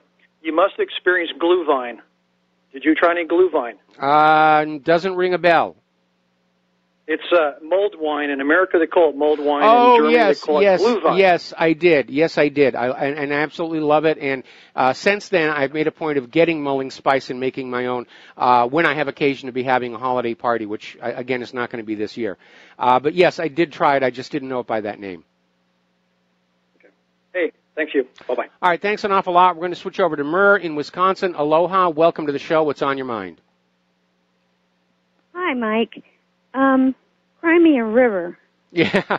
Next commercial break, it came back to me. That's what I was trying to talk about with Ukraine, but I kept thinking Cyprus, but I knew it wasn't that. And I had a brain fart. It happens at my age. I'm getting old and decrepit. Just think about the funny things with Putin taking off his sunglasses, Crimea River, right? Yeah, absolutely. Well, I was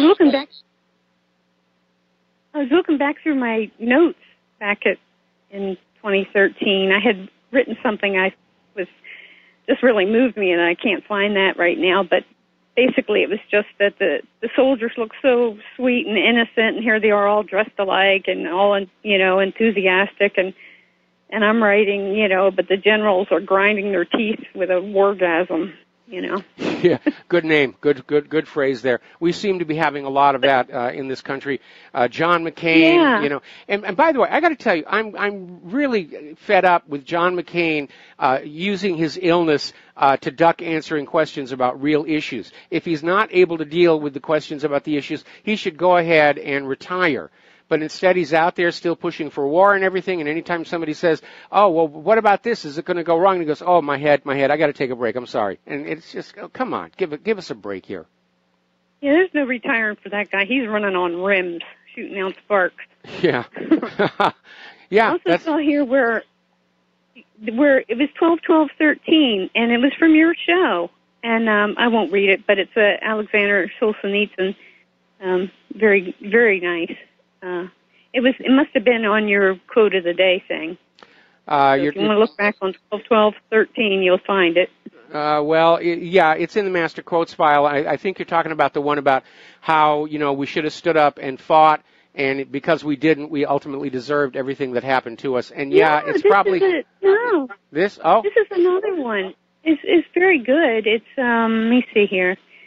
Gradually, it was disclosed to me that the line separating good and evil passes not through states, nor between classes, nor between political parties either, but right through every human heart and through all human hearts. Yes. This line shifts inside us. It oscillates with the years, and even within hearts overwhelmed by evil, one small bridgehead of good is retrieved. I'm trying to read my writing.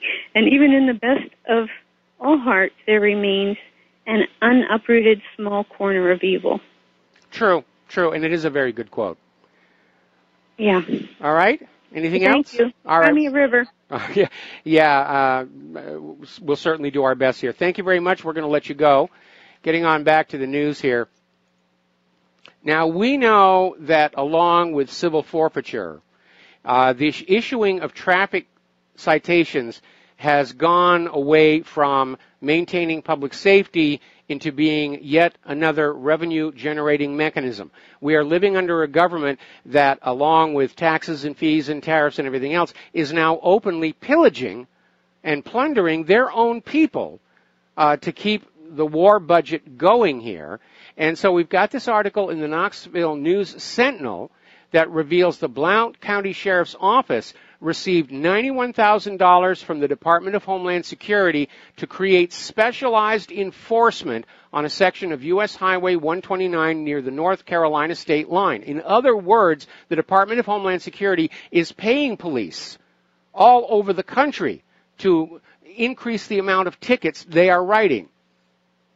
And again, it's just astounding. So here's another story where you're saying, what's wrong with these people? Apparently, nurses at the Naval Hospital Jacksonville in Florida have been fired and may face legal action. They were apparently taking selfies with brand newborn babies, handling them inappropriately. They were holding them up and dancing them to music. One of them was giving a baby the middle finger, saying how I feel about these mini Satans. These are supposed to be nurses. And you have to wonder, what's wrong with these people? It's just absolutely insane. All right, we're coming up here on another commercial break, and we are going to be back after these few words. And aloha, America. Welcome back to our show here. Now, we've had another unfortunate tragedy at the hands of the Oklahoma City Police.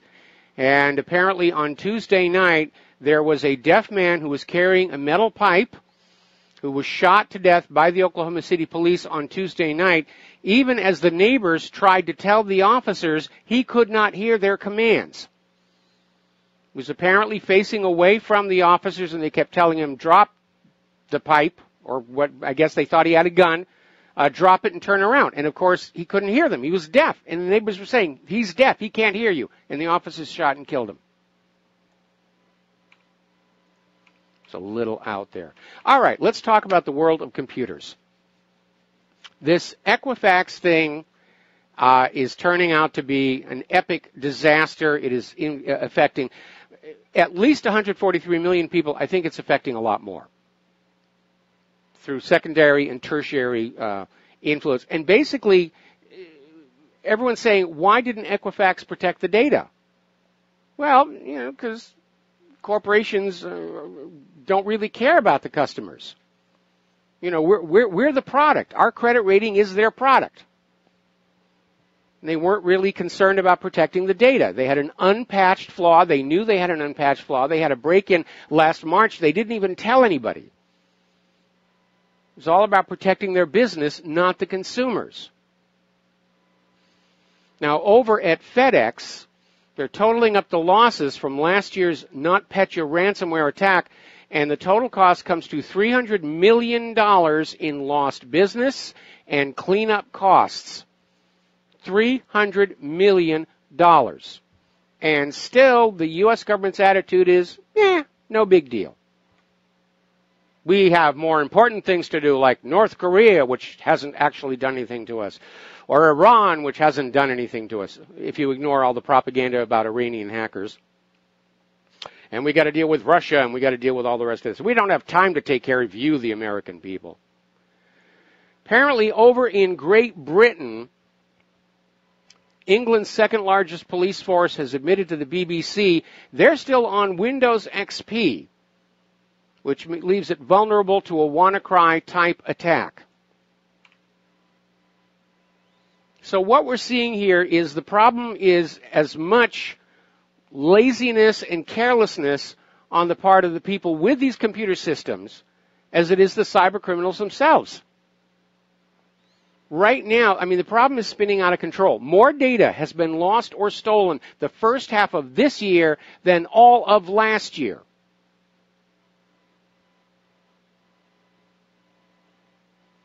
Digital security company Gemalto's breach level index, published on Wednesday, found that an average of 10.4 million records are exposed or stolen every single day. During the first 6 months of 2017, there were 918 reported data breaches worldwide. And, of course, there are all the unreported ones, because we have to protect our company's image. We'll be back after station identification. Aloha, America. Welcome back to the show. We're talking about computers. More specifically, we're talking about the huge volume of data that is being lost and stolen. Your data, your information on these computers. And it is epidemic. We are hearing that 10.4 million records are exposed or swiped every single day. There were 918 reported data breaches worldwide in the first half of 2017, and we know a lot of companies won't report these breaches. Equifax didn't report the breach they had last March because they're trying to protect their public image. And the security company, Gemalto, has discovered that less than 1% of all this stolen data had been encrypted. In other words, these companies are so unconcerned about your privacy and safety and security, they're not even bothering to encrypt the data they have on you. I mean, it's just extreme recklessness. I mean, encryption isn't that difficult. If you want a free encryption tool, go to my Rivero Challenges the NSA page. Take the 10,000 Monkeys code and modify it. That's a very powerful code, very difficult to break.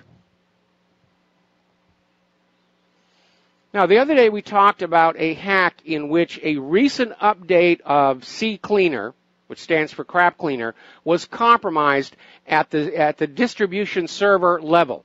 And by the way, the current version of CCleaner is okay to use. They got the compromised versions off the distribution server, so you can go back to using it. It's a very, very good tool. And apparently, the malware that was in the compromised CCleaner was targeting top tech companies in an attempt to lift their IPs and map out their internal networks. And apparently, this was targeting Cisco, Microsoft, Sony, Intel, VMware, Samsung, D-Link, Epson, MSI, Linksys, Singtel, and the DVR DNS org domain. So this is all very sophisticated. This isn't some kiddie in his parents' basement with a script generator. These are sophisticated, organized crime operations, or it could even be the government itself. According to Kaspersky, the Equation Group hackers are actually NSA. So there's a real vulnerability in the hackers being able to get into the servers used to download software and replace it with a compromised version. And apparently the Finfisher government spy tool has been found hiding in commonly used applications like WhatsApp and Skype and was inserted the same way. The distribution servers for WhatsApp and Skype were gotten into, and Finfisher was added to the download package. And this is an advanced form of surveillance software. It's used by police departments. It's sold to global governments and intelligence agencies, and it can be used to snoop on webcam feeds, keystrokes, microphones, and web browsing.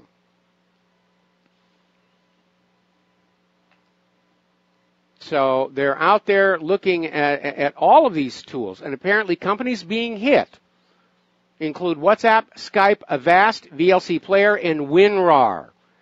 And they're saying basically because they're going after the installers, it doesn't really matter what code is inside the installer. They can compromise anything that is coming off with the Finfisher tool. Now, apparently, a security researcher working for California-based cyber resiliency firm UpGuard has discovered a wide-open, public-facing, misconfigured Amazon Web Server S3 cloud storage bucket, and it contained roughly a gigabyte's worth of credentials and configuration files for the back end of dozens of Viacom properties. Viacom left sensitive data and secret access key on this unsecured Amazon server. And these exposed credentials discovered by UpGuard would have been enough for hackers to take down Viacom's internal IT infrastructure and internet presence, allowing them to access cloud servers belonging to MTV, Paramount Pictures, and Nickelodeon. And among the data exposed in the leak was Viacom's master key to its Amazon Web Services account and the credentials required to build and maintain Viacom servers across its many subsidiaries and dozens of brands. They left it on a publicly available server. And here we have another one. They're calling this one the biggest computer leak in history. It's over at Brass Check. And it's saying political data gathered on more than 198 million U.S. citizens was exposed this month after a marketing firm contracted by the Republican National Committee stored internal documents on a publicly accessible Amazon server. And the data leak contained a wealth of personal information on roughly 61% of the U.S. population, home addresses, birth dates, phone numbers, advanced sentiment analysis used by political groups to predict where you're going to vote on certain issues like gun ownership, abortion, and so forth, religious affiliation, ethnicity. And it was just wide open there. We're going to do a shout out now to our on-air affiliates who are just now rejoining our network. We're talking about computers and security, and we're seeing this pattern that along with more aggressive cyber criminals, we're seeing a continuing pattern of carelessness and disregard on the part of the owners of these servers. They're not encrypting the data. They're not patching their systems. As they should be, and we're supposed to entrust them with all of this very personal private information. Well, Claire and I finally got a notice from our bank saying that our information may have been compromised in the Equifax leak. They didn't know it for sure, but we needed to take steps. So we gritted our teeth and we signed up for LifeLock. And it has already paid for itself because it came on back and it found all kinds of information about us on the dark web, mostly passwords, which we've now all changed. But so far, it looks like a really good deal. We got the plan that goes for $30 a month, and frankly, I'm very angry that we have to spend our money and our time guarding our data that's collected by these companies without our permission. And it should be the other way. If these companies are going to be engaged in collecting information on us, there ought to be some mandate that they exercise reasonable care over it. And first and foremost, encrypt it all. It isn't that hard to encrypt data. They're just being lazy. They don't want to hire somebody to manage the encryption for them. And no, the encryption, unless you're using the 10,000 Monkeys code, the encryption is wide open to government agencies. But at least let's block the cyber criminals. They don't even seem to care anymore. The whole system is set up to allow this sort of stuff to go on. And apparently Apple has now confirmed that in iOS 11, Bluetooth and Wi-Fi are not fully disabled when toggled off in the control center.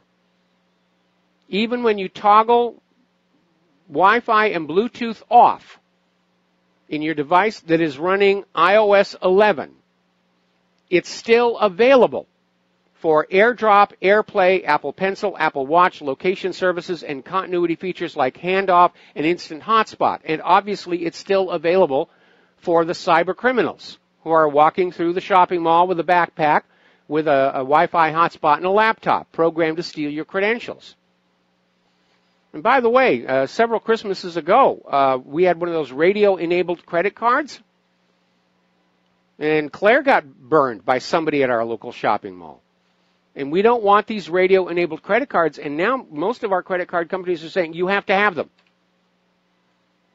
You have to have them. Or the Edge Connector. The Edge Connectors are safer. So one of our listeners sent in a radio-opaque wallet to keep the credit cards in. But again, they're putting the burden of our security on us. We're spending our money, our time, to protect the data they've taken from us in the first place. And I didn't want them to have it. Now, apparently on iOS 11, you can still go into the settings application and totally disable Wi-Fi and Bluetooth. But most people are going to think, well, if it's off in the control panel, that's it. I don't need to worry. Yes, you do. Now, Apple is conceding that their new latest iWatch has some problems with its most important feature, which is the ability to make phone calls and access data without an iPhone nearby. Up until recently, if you had an iPhone, it had to be paired, an iWatch, it had to be paired with your iPhone. And everything it did through the iPhone. They wanted the new iWatch to be a standalone device. And apparently it's got serious problems. And several prominent reviewers have said they can't recommend the device because of this Wi-Fi glitch that causes cellular connectivity problems. Now, obviously, along with Wi-Fi, there has to be a cellular system in there. And again, I think it's a little too much. I mean, we've got the iPhone. Why do I need an iWatch? And believe it or not, Apple is actually looking at an iRing, just getting it down smaller and smaller and smaller. Now, Slack has had several fingers wagged at it because it's distributing open Linux-based versions of its technology that are not digitally signed, which is contrary to the industry best practice. Now, the absence of a digital signature creates a means for cybercriminals to sling around doctored versions of the software that users won't be able to distinguish from the real thing. The whole point of a digital signature, it's a checksum that is generated from the entire binary. And if you change the binary, then the checksum is not going to work. And apparently Slack was notified of this back in August and still haven't fixed it.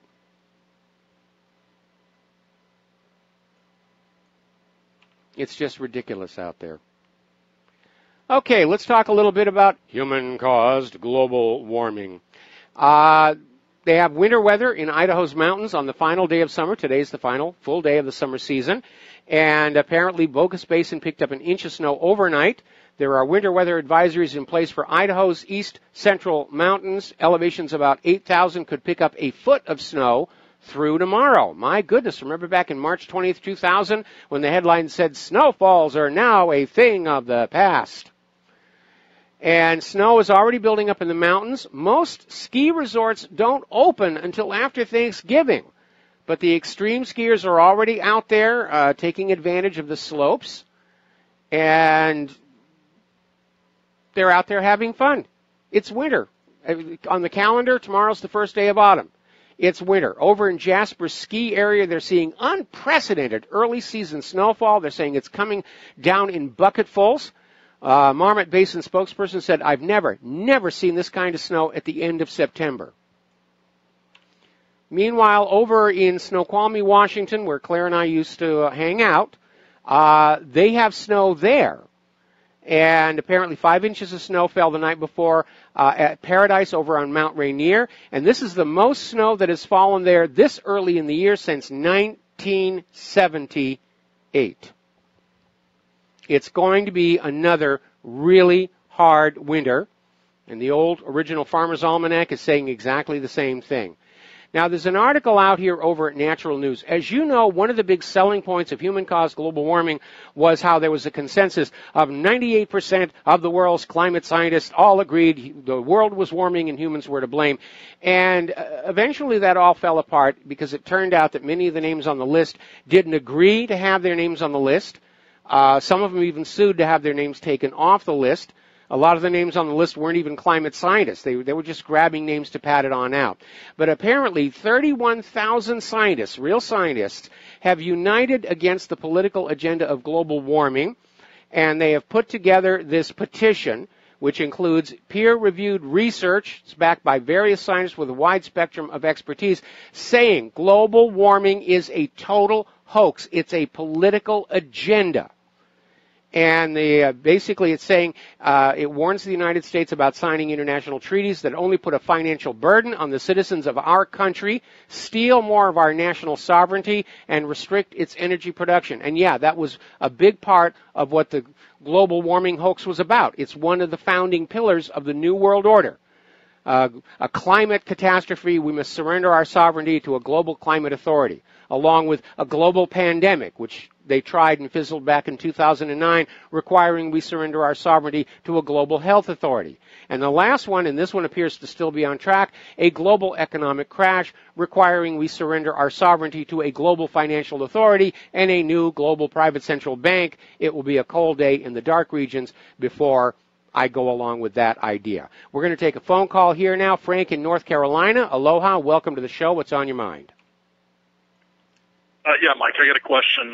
Hey, did you ever see that movie back, I think it was in like the mid-'80s, it was called Maximum Overdrive, I think based on a Stephen King short story or something, but I remember the soundtrack was AC/DC, Who Made Who, and it was where all the electronics, you know, your blender starts, your toaster oven starts attacking and everything.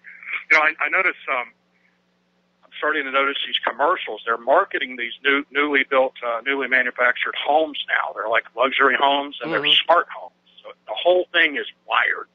But I was wondering if you could tell me, and I'm sure a lot of people would like to know, because I'm not a techno person. I avoid it like the plague. I'm always the last person on the block to get anything. But could you tell us in layman's terms, what does the smartphone, smart TV, and all that, what does smart mean? Well, smart is basically a generic term meaning that all of the internet-capable devices in your house communicate with each other so that you can have applications on your desktop computer that are managing your oven, your refrigerator, your water heater, your air conditioner, that they're sending information back and forth to each other. And in theory, it sounds really good.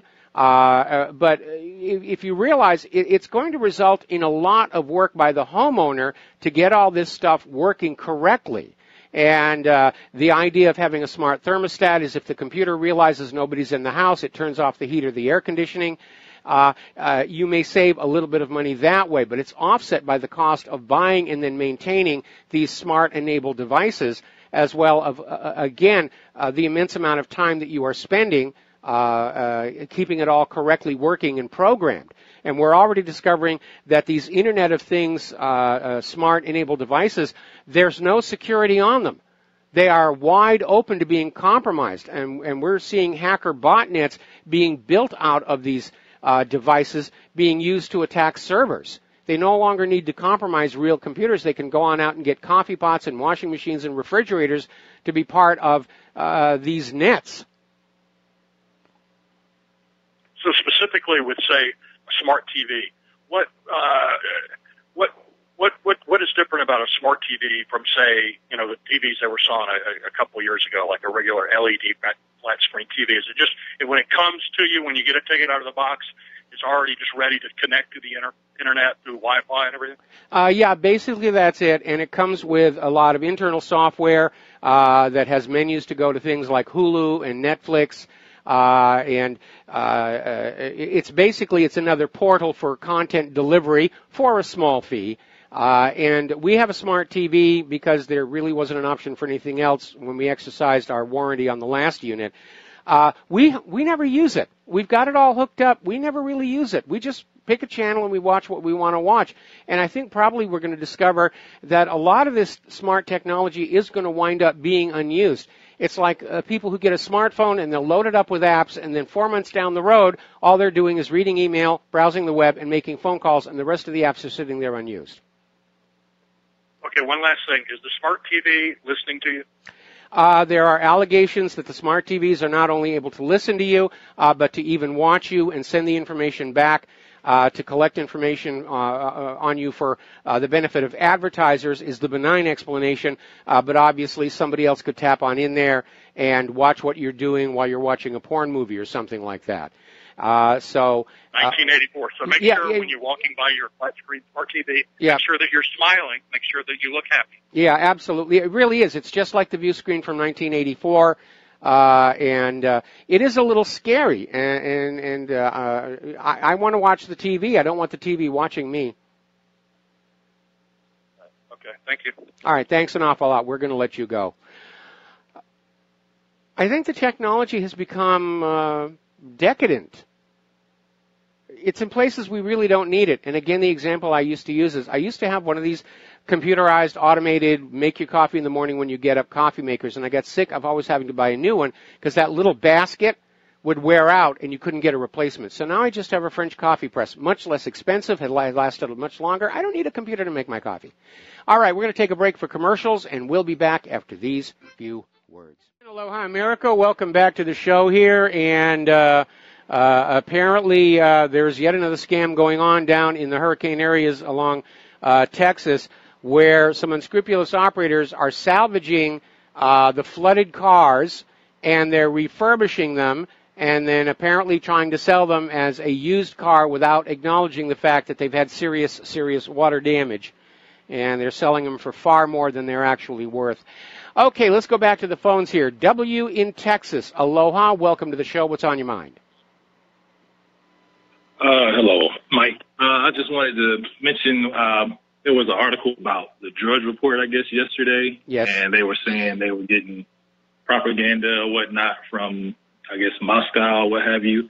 But the funny thing is that if you actually look at Drudge Report, it has multiple, like 50 different websites, from the New York Times to the Huffington Post to, just some of everything up there. And, they have multiple stories from those various websites. So if I didn't know any better, and I'm hearing this, I would think, wow, they are, messing with our politics and everything, because they linked to it in the 2016 election. But if you just look at the website, you can see they have like dozens of websites that they link to every single day. Yes. So it's just mind-numbing just to see how they're really treating the public like idiots. And it's just really, it's sad and it's crazy. Well, basically, we're seeing a repeat of McCarthyism, where merely linking to Russia Today or Sputnik News is going to be seen as evidence that you are colluding with Russia, that you're an arm of Russian propaganda,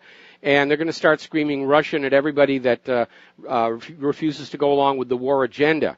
And it could get really, really ugly, just as it did back during the time of Joseph McCarthy. And it is very alarming to see. I mean, whatreallyhappened.com, we link to a wide variety of sources. We link to Russia Today. We link to Sputnik. We also link to BBC. But again, if you're linking to Russia Today, you must be an arm of Russian propaganda. Well, does linking to BBC make me an arm of British propaganda? Does linking to the New York Times make me an arm of American propaganda? And so forth and so on. But again, it's like Red Scare tactics right out of the 1950s. Exactly. That was it. Thank you. All right, thank you. We're going to switch to Dan in Oklahoma City. Aloha, Dan. Welcome to the show. What's on your mind? Hey, Mike, thanks for taking my call. One of the things I want to talk about is two things. How language changes over the years. When I was in school, I know that racism was called prejudice, and it's funny how over the years they create the language, and I would think that racism is more like anti-humanism, and prejudice is really the proper nomenclature. And also, I really do appreciate it when you report on the war crimes going on in Syria and by the U.S. And it's just crazy. It's just crazy times we're living in, man. Hell yes. I just and the taxpayer is ultimately responsible. Without them knowing, of course, because they don't report on it. Well, in theory, morally, we bear the responsibility for the actions of our government. That's mitigated somewhat by the fact that we've lost control of that government. And I think it's incumbent upon all Americans right now to just make a big stink about that, between the massive election fraud and the fact that the government isn't listening to us. We need to shout to the world, we do not support this war agenda. Otherwise, we're going to wind up like the current citizens of Germany, who, even though they were not even alive during World War II, they are still bearing the burden of guilt for what the Nazis did. And I don't want our grandchildren to have to go through that same experience here in the United States. Yeah, it seems, and it's funny when you talk to a lot of people about this, they say, well, that's collateral damage. That's all, that's all part of it. Well, we've had precision-guided weapons for years. I mean, to eliminate that, I thought that was the point of precision-guided weapons, and to come to find out, that's all we're racking up is civilian casualties. And it's, I mean, come on, you can't. How long can you really, shout? Oh, it was my bad, Well, you can have a precision-guided munition, but if you're not very careful where you're aiming it at, you can very precisely kill the wrong target. Anyway, Dan, we're going to let you go here and take a break for commercials, and we'll be right back. And aloha, America. Welcome back to our show here, and getting on back to ClimateGate and global warming. It's very obvious that as our society becomes more and more corrupt, science itself is for sale. And David Lewis of the Focus for Health Foundation recently published an article in the Daily Caller in which he tried to shed some light on how liberals use lies and fabrication to sell their radical climate agenda. And the public is largely unaware that federal agencies often engage in fabricating scientific data to support the policies. And then, of course, cover up any evidence whenever they mess up. And so we've had all these whistleblowers coming on out saying that government agencies are fabricating science data all the time. Now, we know that NASA and NOAA have been caught red-handed tampering with the temperature data. They'll come out with these charts saying, see, there's warming, there's warming, there's warming. Then you go back to the raw data and there's no warming. And you say, what's going on? Well, we had to do a statistical correction. We had to, adjust for blah, blah, blah. And they give you a lot of scientific-sounding bovine excrement. But the reality is that the charts they're putting out don't correspond to the raw data. Hardly any at all. Remember when there was that leak of emails and computer code from the Hadley Climate Research Unit at the University of East Anglia? You could see in the source code where they literally had rigged the code to add numbers to the temperature data after a certain year. And as time went on, the amount being added increased to create that little hockey stick. But it never existed in the real data. And they were using it to push this idea that the world was warming, it was a crisis, government was going to offer to sell us a solution, but only if we would buy and sell carbon credits and pay carbon taxes and surrender more control over our lives. And again, just a few days ago, we reported where even some of the hardcore global warming people have been forced to admit their climate models were wrong because they were biased toward a worst case, most warming outcome, which hasn't happened. When you're doing any kind of a prognostication, whether it's climate or politics or war, you basically go with the middle case of what's likely to happen, the middle of that statistical distribution curve, and you can annotate with best case and worst case. But you go with that middle because that's more than likely where things are going to be going on. In this case, the climate scientists were always biasing their models toward more warming, just like the Hadley CRU was rigging their computer code to make it look like there was more warming than there really was. Then they went and did a bunch of other things. They started shutting down temperature monitoring stations in the cooler rural areas and relying on temperature monitors in cities, the urban heat island effect. And we have photos of some of these temperature monitoring stations in the outflow of building air conditioners, which is warm air. We have one photo of one of these monitoring stations sitting right next to a trash incinerator. Gee, I wonder if they're getting warm numbers from that. And I love the way every once in a while they'll come out and they say there was a record high temperature and thus weather station. And then you go and check and you find out the weather station they're quoting from is in the middle of an airport. Now, it's important to have a weather station in the middle of the airport because you need to get that information to the pilots to determine, where the VR speeds and flap settings for landings and everything. But at the same time, you need to realize those weather stations are sitting in the middle of an airport surrounded by jets belching out tons and tons of burning kerosene. And so it's going to be a lot hotter at those situations than the rest. But they're selectively picking the data to try and sell the political agenda that the earth is warming and that you humans are to blame. And it's another scam. It's another government scam to trick you out of your money, out of your obedience, to make you feel guilty because the world is suffering and dying at your hands. And apparently Deputy Inspector General Mary L. Kenda last year reported on widespread scientific misconduct within the U.S. Geological Survey lab located in Lakewood, Colorado.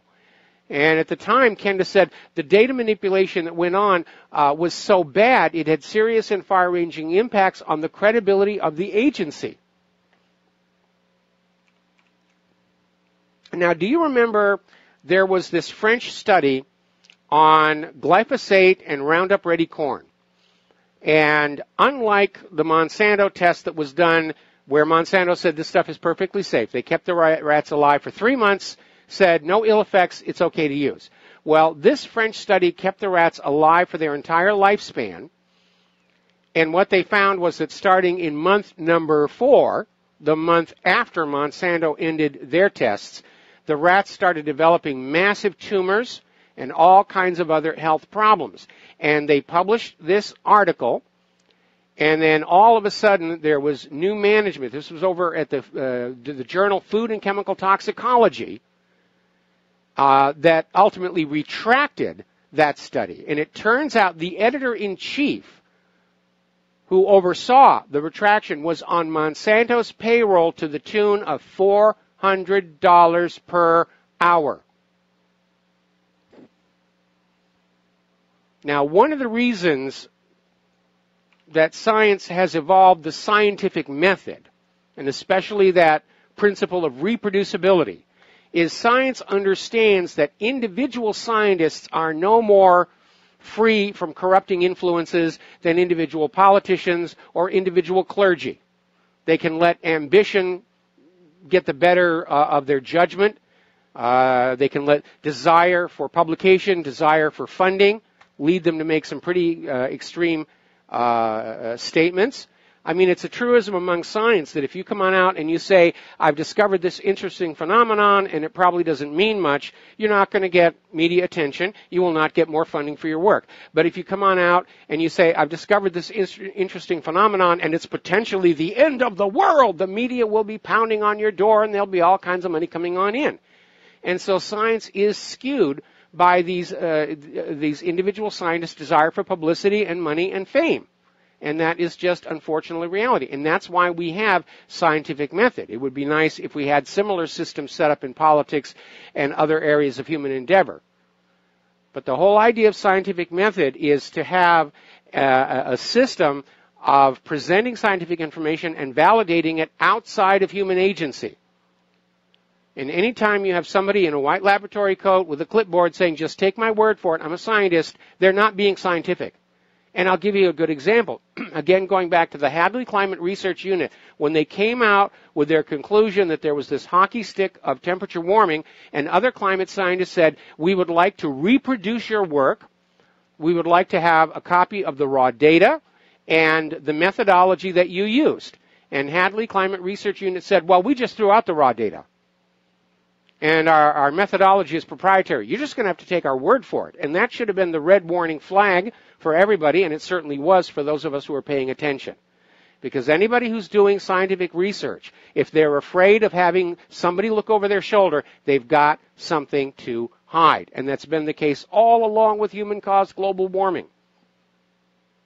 Even in his first mockumentary, An Inconvenient Truth, Al Gore was showing the correlation between CO2 and warming. And he was saying, see, it proves as CO2 goes up, warming goes up. Well, he was being a little dishonest, because if you zoomed in on that chart, you would discover that the warming began first, and then the carbon dioxide started to increase, which makes a lot of sense. If the world is warming, life is spreading, more respiration, more metabolism, more CO2. But Al Gore reversed it, and he showed the chart at a scale where it looked like the lines were perfectly on top of each other, and they really weren't. We're going to take a phone call here now. Tom in Utah, aloha. Welcome to the show. What's on your mind? Hi, Michael. I'm glad to find out global warming is a fact, so I don't have to maintain my website anymore. that gassy America, where I worry about people being asphyxiated in the cold weather in the manufactured homes. I can drop that. It'll save me a couple $100 a month. All right. Yes, I remember who you are now. Yeah. I mean, we know that American manufacturers are very reckless. Remember those FEMA trailers that they used down following Hurricane Katrina? I was the one. And it turned out I was the one brought down there after. I was the one brought down and identified that. And they were loaded with. You know that? They were loaded with formaldehyde. Yeah, formaldehyde. And formaldehyde is a carcinogen. My wife is very, very sensitive to it. We have to be very careful about the products we bring into our house here. But again, manufacturers will use this stuff, and as long as the government is willing to do a nod and a wink and say, yeah, it's okay, they're going to go on doing it. Now, fortunately, the U.S. government finally did pass a ban on formaldehyde-based glues in children's shoes. Adult shoes, you're still on your own. But formaldehyde is a toxic chemical. It is a carcinogen, and yet it is all over the place, and you will find it in low-end cosmetics and house cleaning products in the form of what are called formaldehyde precursors. These are chemicals that over time decompose into formaldehyde as a preservative to maintain the shelf life of the product. So they're not having it go bad on the store shelves. It's all about maximizing profits and minimizing loss. But they're doing so at the expense of the general health of the population. And again, that works in just fine for the medical industrial complex, because as long as you're chronically sick with something, they're going to make money. And I remember when we were dealing with Claire's formaldehyde sensitivity, it was really very horrible, because all of a sudden she starts getting this serious joint pain. And she's a musician. And all of a sudden she can't play the piano anymore, can't play the harp anymore. And it's like watching somebody partly die. And we went to the doctors, and she had the medication and the creams and the special shoes and everything. Nothing worked. And finally, we figured it out for ourselves what was going on. And I remember going into Claire and saying, I've got this idea. I just want to throw some of our products out. Give me a week, okay, and we'll see what happens. And it was like 24 hours later, the pain was gone. And we had to solve it ourselves, because the medical industrial complex is all about selling you a new pill, a new cream, a new ointment, a new special shoe. They never really think about maybe there's something we need to take out of your life that is going to make you feel better. See, that was the issue that brought me down there. Jesse Finneran, who is a sheriff's deputy, he was asked to become a FEMA agent for placing the families in those FEMA trailers. When his wife went into seizures, he started looking for an answer. He saw my work on the manufactured housing industry and, in the HUD hell, if you want to call it that, an easy website to remember. Anyway, he saw my work and he said, Dr. Rogers, would you mind coming down to New Orleans and help us with this FEMA trailer problem? He says, my wife has been in the seizures. I've had babies die, elderly die in these units. So I went down there and I actually explain to them why not just not the formaldehyde in the construction materials, but literally when you're burning a gas-fired stove or furnace, you're creating number one, carbon monoxide, and number two, formaldehyde. That's a secondary combustion gas, and when they found that out, they realized why those units were still injuring people 3 years after the fact. Yes. So people have to understand formaldehyde is a combustion gas as a consequence of burning any carbon-based fuel. And when you know that, then you can take steps to keep from being injured. If you're using a cook stove in a closed space, that will injure you, or especially a fetus. Yes. By the way, I hope you've had a chance to look at that information, Mike. I did. I know at first you were a little skeptical. Well, but the fact is, right now with the cold weather coming, we're beginning the process of injuring toddlers and elderly, and that really disturbs me. Well, ultimately, the ideal solution is, and yes, if you're burning in an enclosed space and you're not properly ventilated, that's a problem there. But ultimately, all these formaldehyde compounds need to be banned entirely. And if they see the reason to ban formaldehyde in children's shoes, they obviously understand there's a reason to ban it everywhere. But formaldehyde is a very popular chemical with manufacturers. It's self-polymerizing. and it's very useful for things like glues and artificial varnishes and things like that. And the manufacturers want to use it because it's less expensive than alternative forms that may be healthier for the end customer. But again, our nation has become so obsessed with profit that other considerations, like the health of your customers, really are discarded, and we need to restore a balance. Now, again, I have nothing against making money. I'd like to make some money myself, but there has to be a balance in society between making money, doing a quality product, taking care of your community, making sure that your customers are not harmed by the product or service that you are selling, and just doing a good job for the sake of a sense of pride in doing a good job. Rather than this AFAB mentality, which stands for anything for a buck. By the way, those victims, those patients that died in that rest home in Florida, yep, they did not die of heat exhaustion. They died of carbon monoxide poisoning because somebody brought several gas-fired generators into that facility. So anytime you have a combustion engine or a stove or an oven in a closed space, you need to be aware you're producing, number one, carbon monoxide, number two, formaldehyde. They were running the generators inside? That's insane. Yes. In fact, Senator Bill Nelson gave me a call. He knew I'd been involved with Katrina. Knew I'd had to write an advisory for Hurricane Sandy. I'd already been talking through Ron Paul's friends to the people in Texas. Bill Nelson and I sat together in Washington in 2011 and 10 and 11. So he was familiar with my efforts in Katrina and identifying the cause of death, even the latent death in those FEMA trailers. So I was really honored, or respected, when he had his staff give me a call and ask for advice for the Florida problem. And it was really a mind bender when I found out that, contrary to the common news, said that these people in that rest home in Hollywood, Florida, had died because of heat.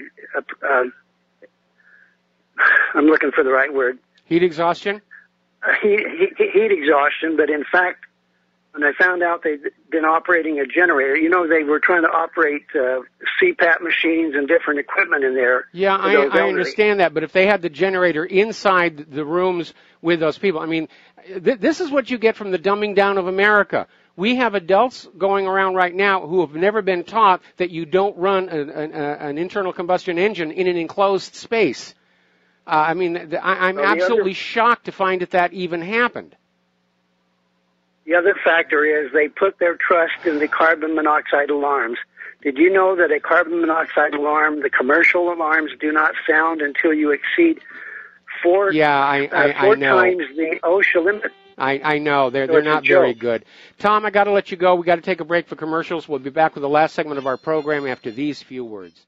Erica, welcome back to the show here. And in another example of products being sold without a real thorough understanding of the potential harm they can do to people, it turns out that trichlocarbon, which is the most common antibacterial chemical compound found in various personal care products, soaps, and lotions, can inadvertently be transferred from mother to unborn child. Apparently, it passes right through the placental barrier, and it can cause irreversible damage to the developing fetus. TCC is also noted to interfere with the lipid metabolism in the baby, which could lead to growth abnormalities. Now, TCC was officially banned by the FDA last year due to a lack of evidence that it demonstrates that it's safe in the long-term daily use, but many personal care manufacturers are still using that ingredient. It's like a couple of years ago when they promised they were going to end thimerosal in vaccines. It's still there. Because it makes money. And if it makes money, it's good. And if it doesn't make money, it's bad. So some people are dying. You're being so petty and picky here. I have to tell you, I look at Paul Allen, Microsoft co-founder, and I do have to say, I like what he's doing with his money a lot more than what Bill Gates does with his. And one of the things that he has funded is the world's largest airplane. It's got a wingspan longer than a football field. It's getting ready for a test flight a little over a year now, but it's been put together, 6 jet engines. It's called the Strato Launch. It's another Burt Rutan design. And it is this gigantic wing, 6 engines on the outside, 2 fuselages. Should recognize that design from the drop ship for Space One. And this is a heavy carrying platform. And the idea is they're going to use this airplane to carry space launch vehicles up to the top of the atmosphere and launch from there, saying that this will allow payloads to reach orbit faster and at a lower cost than existing technologies. And yes, I don't see anything wrong with that idea at all. And that is a very, very exciting thing to see happen. I love this idea of the privatization of space. Now, believe it or not, somebody actually apparently got a grant to run a research program on the safety of these little personal drones everybody's flying around, which came to the conclusion that, yes, drones can hurt you when they hit you on the head. And the recommendation of all this very expensive research is that you should not allow the heavy ones to fly directly over you. Like, we needed somebody to tell us this. It's almost like that common sense really has left our society.